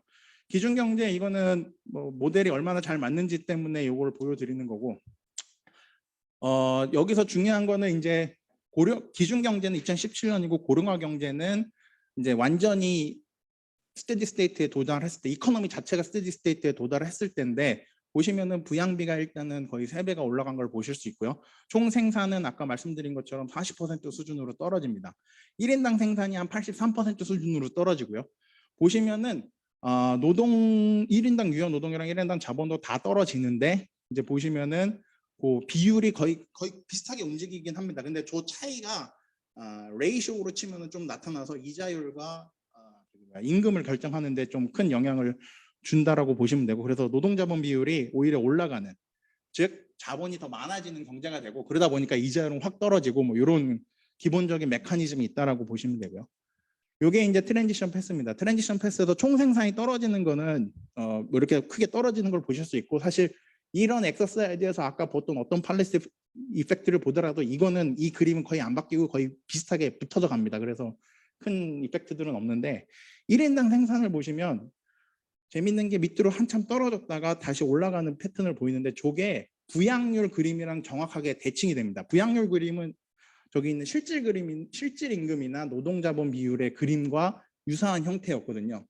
그게 인구 구성의 비가 달라지면서 1인당 생산이 달라진다라는 거에 대한 의미가 굉장히 크다라는 걸 보실 수 있고, 부양률을 어떻게 바꿀 것이냐가 어떻게 보면 정책에서 핵심적인 내용이 될 거다라는 걸 유추하실 수 있을 겁니다. 그래서 저희가 모의 실험을 이제 설정을 했는데요. 이 모의 실험에 대해서는 아까 말씀드린 것처럼 임시 외국인 노동자가 들어오는 게 모의 실험 1이고요. 그다음에 영주하는 사람이 들어오는 게 모의 실험 2입니다. 여기서 이제 어떤 식으로 하냐면 두 경우 다 25세에서 44세 외국인이 들어오는 걸로 해놨고요. 들어오는 총 규모는 모의 실험 1과 모의 실험 2가 동일합니다. 그 총 규모는 기준 경제의 5%의 숫자가 유지가 되도록 들어오게끔 하는 거고요. 그게 나중에 파이널 스테디 스테이트에 가면 인구가 절반으로 줄기 때문에 외국인 비중이 10%까지 올라가는 걸 보실 수 있어요. 그러니까 그거는 한국 내국인 인구가 줄어서 그렇게 된다라고 보시면 되고, 그다음에 임시 노동자는 아까 보신 것 저희가 보여드렸던 데이터에 근거해서 모두 다 취업자로 가정을 할 거고요. 여기서 또 중요한 것 중에 하나가 뭐 연령별 프로파일은 그냥 한국 거랑 똑같이 쓰는데 이디오싱크레틱 프로덕티비티가 있었는데 그 이디오싱크레틱 프로덕티비티를 임시 노동자의 경우에는 한국의 평균값으로 넣을 겁니다. 한국가의 평균값으로 넣는 이유는 넣게 되면은 어떤 일이 있냐면 그냥 그 사람들 다 고용이 됩니다. 왜냐하면 60%의 그 고용률을 유지를 하려면 프로덕티비티가 평균보다는 좀 낮아야 되거든요. 근데 그걸 쓰던 것 자체가 일단 이 사람들을 다 고용을 시키겠다라는 걸로 보시면 되고, 그다음에 소득 중에 50%는 국내 소비, 나머지는 다 본국으로 가져간다 이렇게 표현을 했는데 결국에는 세이빙 안 하고 벌어들이는 돈의 50%만 한국에는 컨섬션에만 컨트리뷰트 한다고 이 가정을 했기 때문에 사실 모의 실험 1에서는 외국인에 대해서는 옵티마이제이션을 풀 필요가 없습니다. 그냥 다 똑같은 애들이 들어와서 똑같은 양을 소비를 하고 그냥 얹어주는 그런 꼴이 되는 거라고 보시면 되고, 모의 실험 2는 아까 25세에서 44세 인구가 들어오기는 하는데 총 인구가 들어오는 외국인 숫자는 고정을 시켜놨기 때문에, 그리고 여기서는 44세 이후에도 한국에 살기 때문에 저 초반에 들어오는 인구의 숫자는 모의 실험 1보다 작아야 됩니다.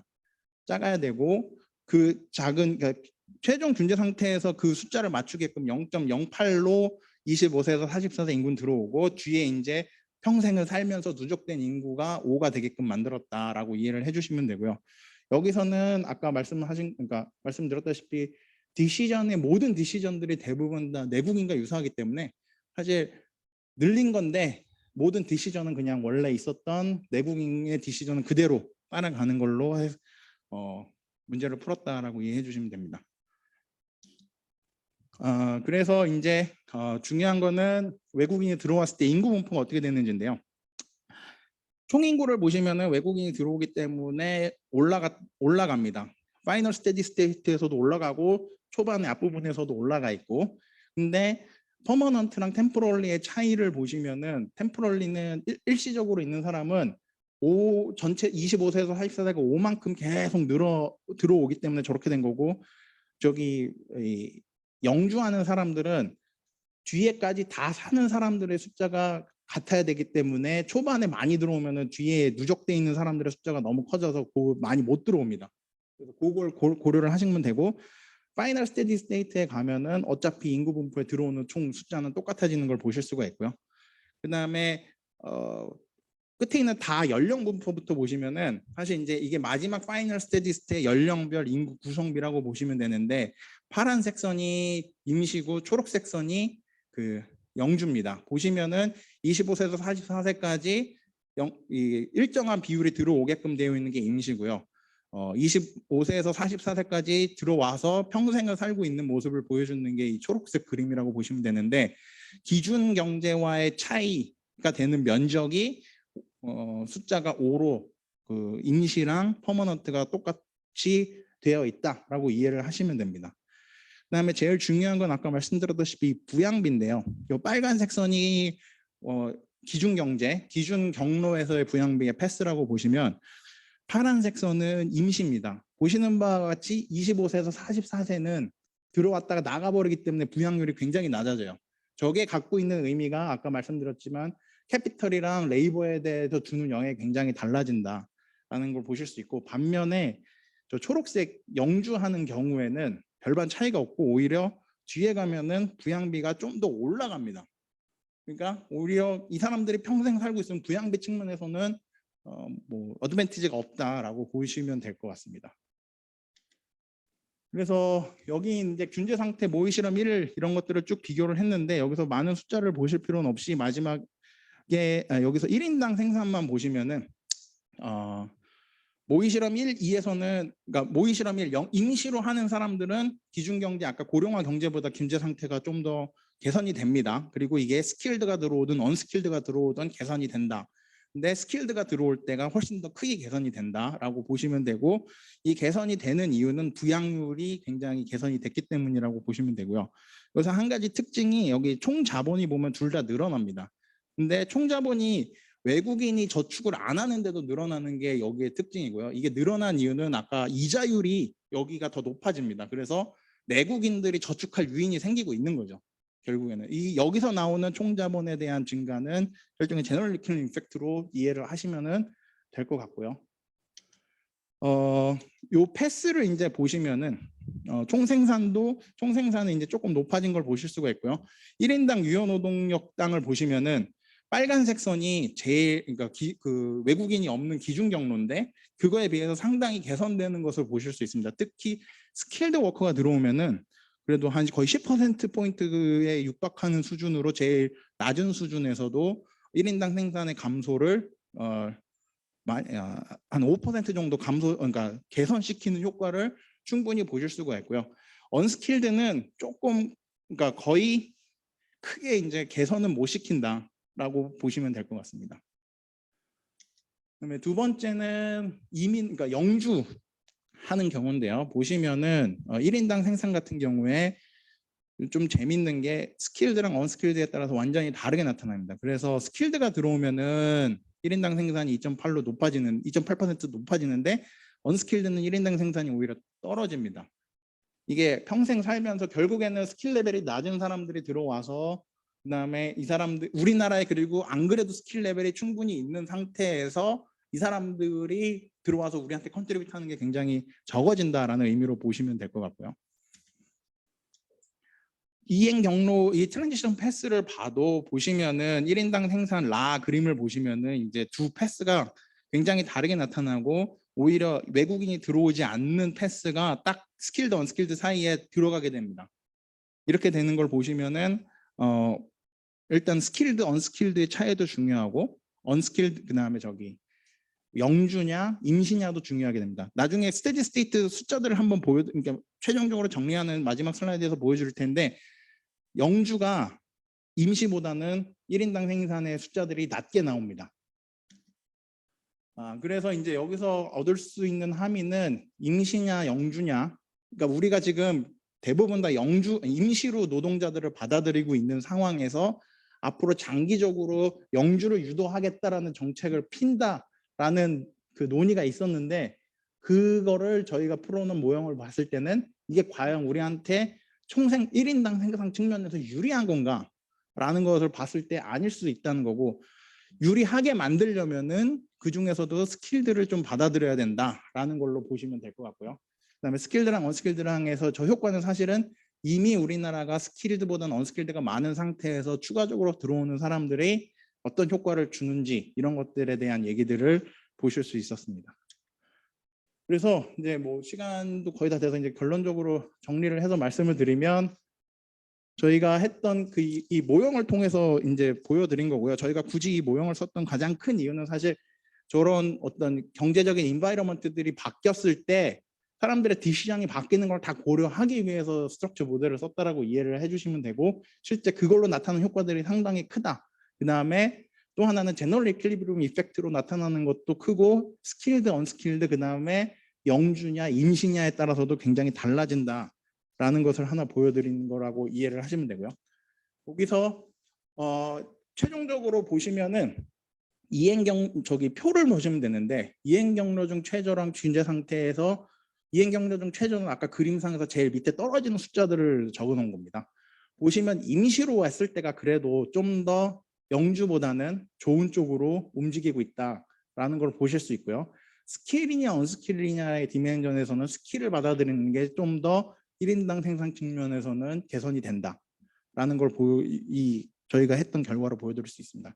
근데 이거는 1인당 생산이고 이게 후생적인 측면에서 맞냐? 이거에 대해서는 또 별도의 얘기인데 저희가 그것까지는 아직 그거는 여기서는 안 다루고 있기 때문에 뭐 이게 꼭 옳은 정책이냐, 그러니까 사람들이 좋아하는 정책이냐라고 했을 때는 사실 퀘스천 마크가 붙는 거는 사실입니다. 그래서 마지막으로 이제 정책적 함의를 좀 저희가 정리를 했을 때 두 가지인데요. 정책적으로 영주를 권유할 것이냐, 이 부분에 대해서 이 결과를 놓고 봤을 때는 좀 더 생각해 볼 필요는 있다라는 것들을 하나 이제 저희가 할 수 있고요. 그런데 저희가 했던 거를 무조건 이제 받아들이기는 좀 어려운 것 중에 하나가 아까 말씀하셨던 그 익스피리언스가 쌓이는 효과, 특히 이제 영주를 주고 싶어 하는 대상이 비숙련 노동자이면은 그 사람들의 익스피리언스가 올라가는 효과는 본 건 아니기 때문에 이제 그 부분에 대해서는 추가적으로 분석을 해서 누구한테 영주를 어떻게 줄 것인지 이런 것들에 대해서 좀 더 생각해 볼 여지가 충분히 있다라는 거고요. 두 번째는 비숙련, 숙련 누구를 받아들일 것이냐인데 저희 결과는 당연히 숙련인데 사실 이게 중요한 게 이 숙련을 받아들일 수 있는 노동 수요를 창출할 수 있느냐는 거거든요.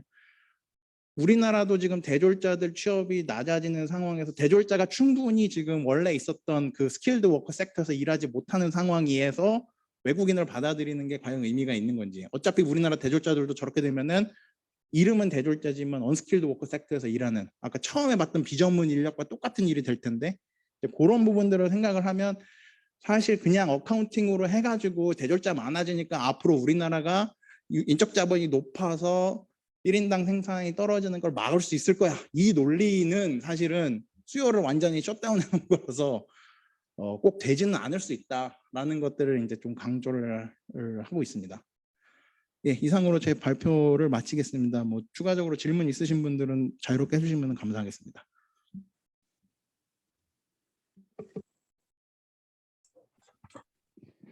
네, 한종석 교수님 그 발표 감사합니다. 그 약간 저희가 원래는 4시 반에 보통 종료를 하긴 했었는데 오늘은 뭐 발표도 이제 되게 재밌는 걸 들었고 할 얘기도 조금 더 있을 것 같아서요. 그 시간 구애랑 상관없이, 그리고 바쁘 이제 혹시 다른 일정에 계신 분들은 먼저 가셔도 괜찮습니다. 그래서 그 플로어에서 질문 있거나 여기 대면으로 참석하신 분들께서도 그 코멘트나 질문 계시면 자유롭게 해주시면 감사하겠습니다. 강 교수님, 이민자들 같은 경우에 서플라이가 그냥 계속 그냥 인일리스틱하게 주어질 거라고 지금 하시는데 그 가정 예를 들어 릴렉스 하면은 어떨까요? 지금 김정 교수님 질문하신 게 제가 이해가 지금 두 가지 측면으로 되는데, 하나는 일라스틱하게 주어졌다라는 측면, 임시는 일라스틱한데 영주는 어차피 내국인처럼 초이스를 똑같이 하는 거라서 그 측면을 말씀하시는 거면 그러니까 아니 그게 아니고 제가 하는 거는 결국은 누군가 선택해서 우리나라에 올 텐데, 그러니까 예를 들어 웨이지가 바뀌면 외국에서 우리나라에 오려고 하는 사람들도 뭐 많아질 거고, 웨이지 갭이 커지면 이미그레이션 리터레처에서 뭐 항상 푸시 팩터하고 그 풀 팩터 나눠서 보잖아요, 보통. 근데 지금 여기서는 그냥 한국 정부가 원하면 아무나 다 끌어올 수 네네네. 있다고 지금 가정을 하는 셈인데, 그러니까 그래서 제가 일레스틱하게 지금 인일레스틱하게 지금 서플라이가 있다고 지금 말씀을 드린 건데, 그 과정 마냥 좀 릴렉스를 할 수는 없을까요? 그걸 릴렉스를 하려면 결국에는 그 외국인의 자국 모국의 레이버 마켓에 대한 어떤 거를 모형에다가 넣어야 되는 것 같고요. 그러니까 투 컨트리 마들로 하면 그렇게 되면은 이제 저희가 하는 상황에서는 굉장히 어려워질 것 같은 생각이 들고요. 다만 저희가 사실 여기에 이제 논문에서는 뺐는데 하나 뭘 했냐면은 아까 그러니까 일정 비율로 매년 계속 같이 들어온다고 했는데 그렇게 안 하고 5에 차츰차츰 5로 들어왔다 차츰차츰 줄어드는 시나리오를 한 적은 있거든요. 그랬을 때 이제 어차피 파이널 스테디 스테이트에 가서는 나중에는 거의 비슷한 모양으로 고령화 경쟁을 수렴을 하게 되고, 이제 앞에 다이나믹스가 좀 달라지는 건 있는데 가장 낮은 구간에서 다이나믹스가 그렇게까지 많이 달라지진 않고, 그러니까 저희가 했던 어떤 일레스틱하게 완전히 만들 수는 없는 상황에서 할 수 있었던 엑서사이즈 중에 하나가 들어오는 인구 수를 조절을 하는, 외국인 수를 조절을 하는 걸 봤을 때 전반적인 다이나믹스의 패턴이 그렇게까지 많이 달라지진 않았다라는 거는 말씀드릴 수 있을 것 같습니다. 그리고 저 하나 궁금한데, 한국 정부에서 요새 그 이미그레이션 텍스 이런 거는 생각 안 하고 있나요? 그러니까 들어오는 사람한테 결국은 들어오는 사람들이 온다는 거는 자신들의 웰페어가 증가하고 그러면 들어올 텐데, 그 사람들에 대해서 그만큼의 그 서플러스를 그냥 한국 정부가 텍싱을 비자값 받는 거죠, 뭐 비자값. 네. 근데 그거에 이게 대해서는 말이 없나요, 아직? 그러니까 저도 아직 그 텍싱 쪽에 정확한 제도를 모르겠어서 좀 조심스럽긴 한데, 그러니까 소득세를 어떻게 하고 있는지, 어차피 이 아니 사람들 소득세가 아니고 들어올 들어올 때요. 비자값을, 그러니까 뭐 그냥 많이 붙이는 거지 뭐, 비자 줄면서. 그러니까 들어오는 거에 대한 코스트를 그러니까 들어오는 사람이 자기 베네핏이 있으니까 들어올 텐데, 그 베네핏을 결국은 개인이 가져가는 거냐, 아니면 한국 정부가 그거를 그냥 다 빨아먹을 수도 있잖아. 예를 들어서 만약 텍스를 그쵸? 매기면 아까 그 모국과의 임금 격차만큼을 다 텍스로 때려버리는 그런 알파만큼 줄이면 되겠죠. 그런 논의가 있는지까지는 그건 잘 모르겠습니다. 지금 저희가 본 문서상으로는 텍스를 그런 텍스를 매기는 거에 대한 얘기는 못 봤습니다, 지금까지. 근데 뭐 예전에도 논란이 됐지만 건강보험료를 내고 사실 이 사람들이 건강보험료를 쓰지 않는 경우들이 더 많은 것 같아서 그거에서는 일종의 컨트리뷰트 좀 하고 있지 않을까라는 추측은 하고 있는데요. 그 논의가 있는지 잘 모르겠습니다. 예, 잘 들었습니다. 예, 감사합니다. 네, 말씀드려도 될까요? 예, 말씀하시죠. 예, 저 재밌는 발표 잘 들었고요.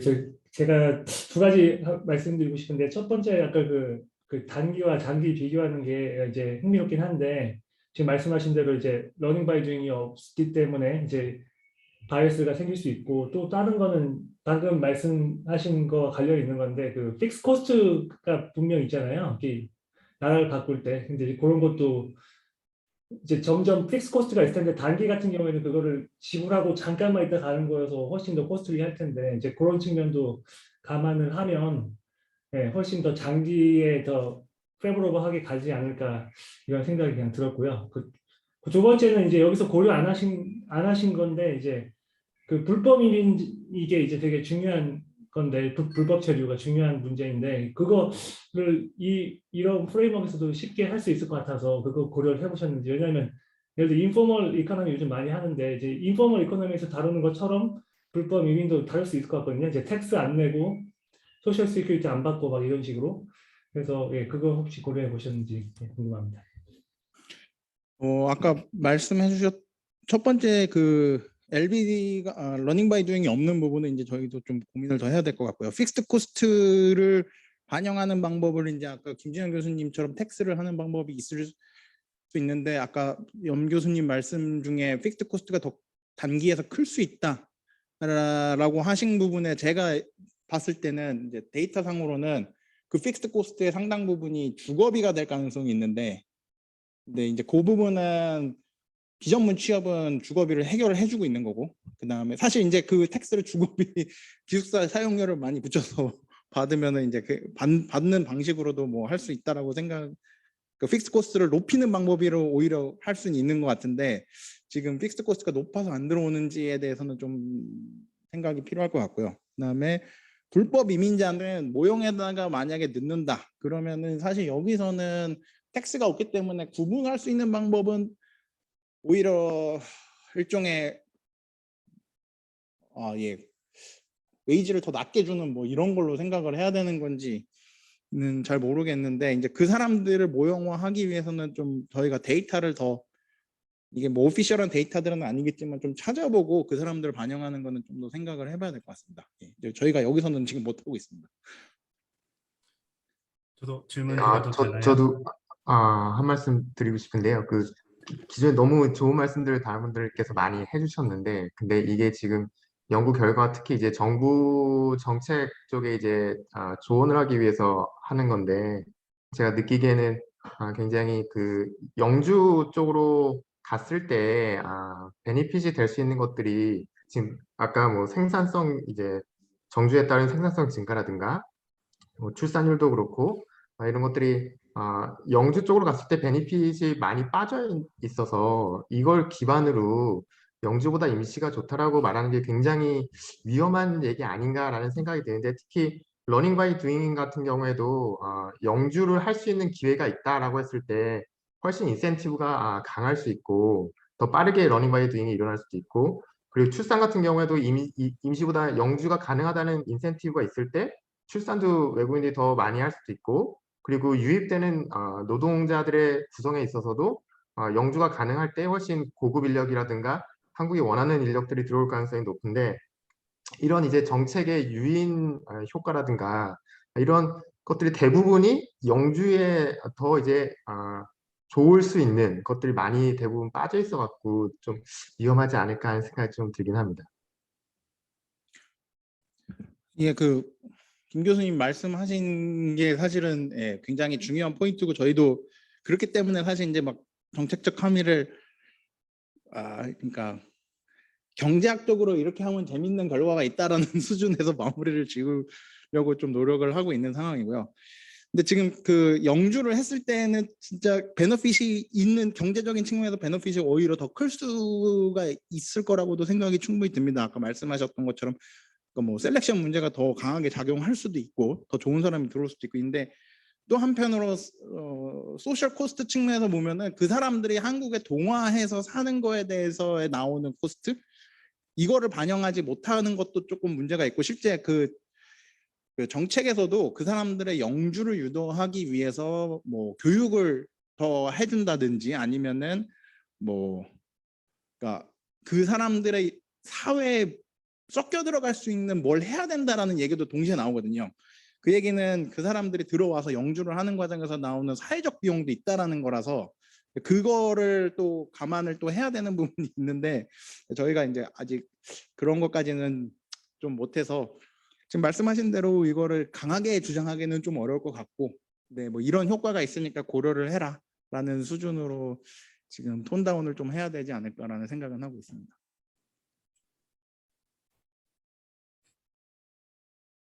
저도 질문 드려도 되나요? 예. 들리시나요? 예, 들립니다. 네. 발표 재밌게 잘 들었고요, 교수님. 저희 그 연구원들이 이맘때쯤 중간 심의라서 제가 100% 집중은 못하고 들어서 일을 하면서 들어가지고 혹시 말씀해 주셨는지 모르겠는데 확인해 보고 싶은 점이 좀 있어서요. 뭐 아시다시피 우리나라 노동시장이 되게 세그리게이트 되어 있고, 또 숙련 관점에서 봐도 이제 고숙련 노동시장이랑 저숙련 노동시장의 차이가 굉장히 크잖아요. 그러니까 우리나라 외국인 정책의 가장 큰 핵심이라고 하는 게 사실 이 도메스틱 노동자에게의 영향을 최소화해야 된다는 거고, 그렇게 봤을 때는 통상적으로 고숙련 인력 같은 경우는 국내 노동자와 외국인 노동자 사이의 대체 관계가 상당히 크다고 말하는 게 보편적이고, 저숙련 같은 경우는 대부분의 기업들이 지금 인력난을 겪고 있어서 대체 관계가 강하지 않은 상황이거든요. 그래서 이게 좀 모형에 반영되었는지, 예를 들어서 매칭의 관점에서 모형이 좀 반영이 될 수 있을 것 같은데 이 부분이 모형에 반영이 되었는지 궁금하고요. 특히 아무래도 이게 생산성에 있어서 크게 영향을 미칠 것 같아서 여쭤보는 거고, 두 번째는 그 김진영 교수님 말씀하신 외국인 유입 가정에 있어서도 지금 제가 이해하기로는 외국인 유입을 인구 비중의 몇 % 정도로 가정을 하신 게 맞나요? 네, 맞다면 그게 아니라 한 그 다시 한번 기업들 말씀해 주실까, 그 부분? 뭘로 가정? 우리나라 인구의 비중 일정 비중을 유입한다고 가정을 하시고 있다고 저는 이해를 했는데, 하여튼 그게 아니더라도 그 기업들이 원하는 그 고인 규모 정도를 외국인들을 이제 유입시키는 것으로 가정하면 좀 더 현실성이 있지 않을까라는 생각을 했거든요. 네, 이 두 가지 질문 드리고 싶습니다. 예, 일단 그 첫 번째 외국인, 그러니까 그 문제는 굉장히 중요합니다. 외국인 비숙련이 들어왔을 때, 그러니까 뭐 외국인 노동자가 들어왔을 때 우리나라의 국내 고용이 어떻게 되는지를 찾아내는 게 굉장히 중요한데, 저희 모형에서는 숙련 안에서 비숙련 안에서는 그냥 완전 대체이기 때문에 실제 보시면 외국인이 들어와서 비숙련이 들어오면 비숙련 내국인 고용은 떨어지고 뭐 이런 것들이 있습니다. 그래서 지금 말씀하신 것처럼 그 부분은 고려를 못하고 있는 단점이 있고요.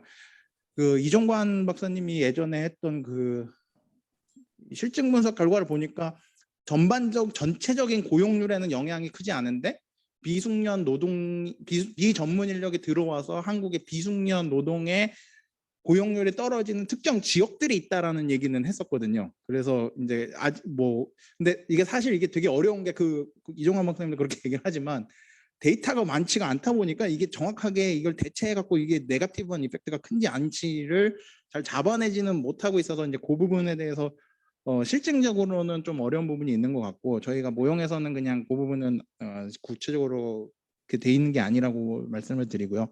두 번째, 인구는 어떤 식으로 외국인은 어떻게 들어왔냐면은 기준 경제의 5%의 인구수를 만들어서요. 그 인구가 그냥 계속 들어오는 겁니다. 그러니까 스탁으로 보면, 그러니까 비율로 들어오는 게 아니라 그러니까 100이면 5라는 숫자가 계속 들어와서 파이널 스테디 스테이트에 가면은 내국인은 절반으로 줄어드는데 여전히 5라는 숫자가 들어오니까 비중으로 보면 10%로 올라가는 구조를 취하고 있고요. 지금 아까 말씀해 주신 것 중에 되게 좋은 아이디어인 것 같은데, 구인 규모를 가지고 그러니까 저희가 그거를 할 때 이제 얼마를 받아들여야 되는지에 대한 볼팍이 전혀 없어가지고 그냥 저희가 한 거거든요. 4%가 지금 현재 한 4% 있으니까 5% 4% 들어오는 걸로 하자라고 했는데, 지금 말씀하신 것처럼 실제 이제 기업체들이 얼마나 원하는지에 대한 구직 규모를 알 수 원하는 구직 규모를 갖고 그걸 만들어내는 거는 굉장히 재밌는 것 같은데, 그건 데이터를 저희도 한번 찾아보도록 하겠습니다.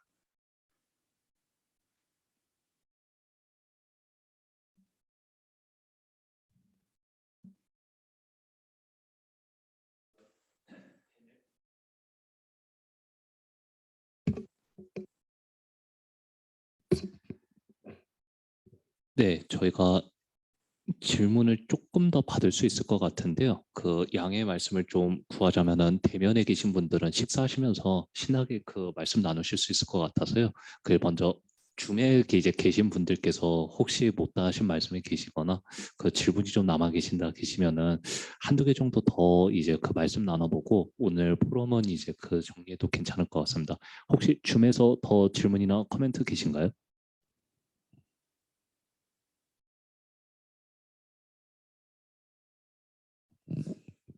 네, 그럼 안 계시면 대면도 이제 제가 그 계신 분을 알고 있기는 한데 그냥 끝나고 따로 말씀 나누는 걸로 정리하면 괜찮을 것 같습니다.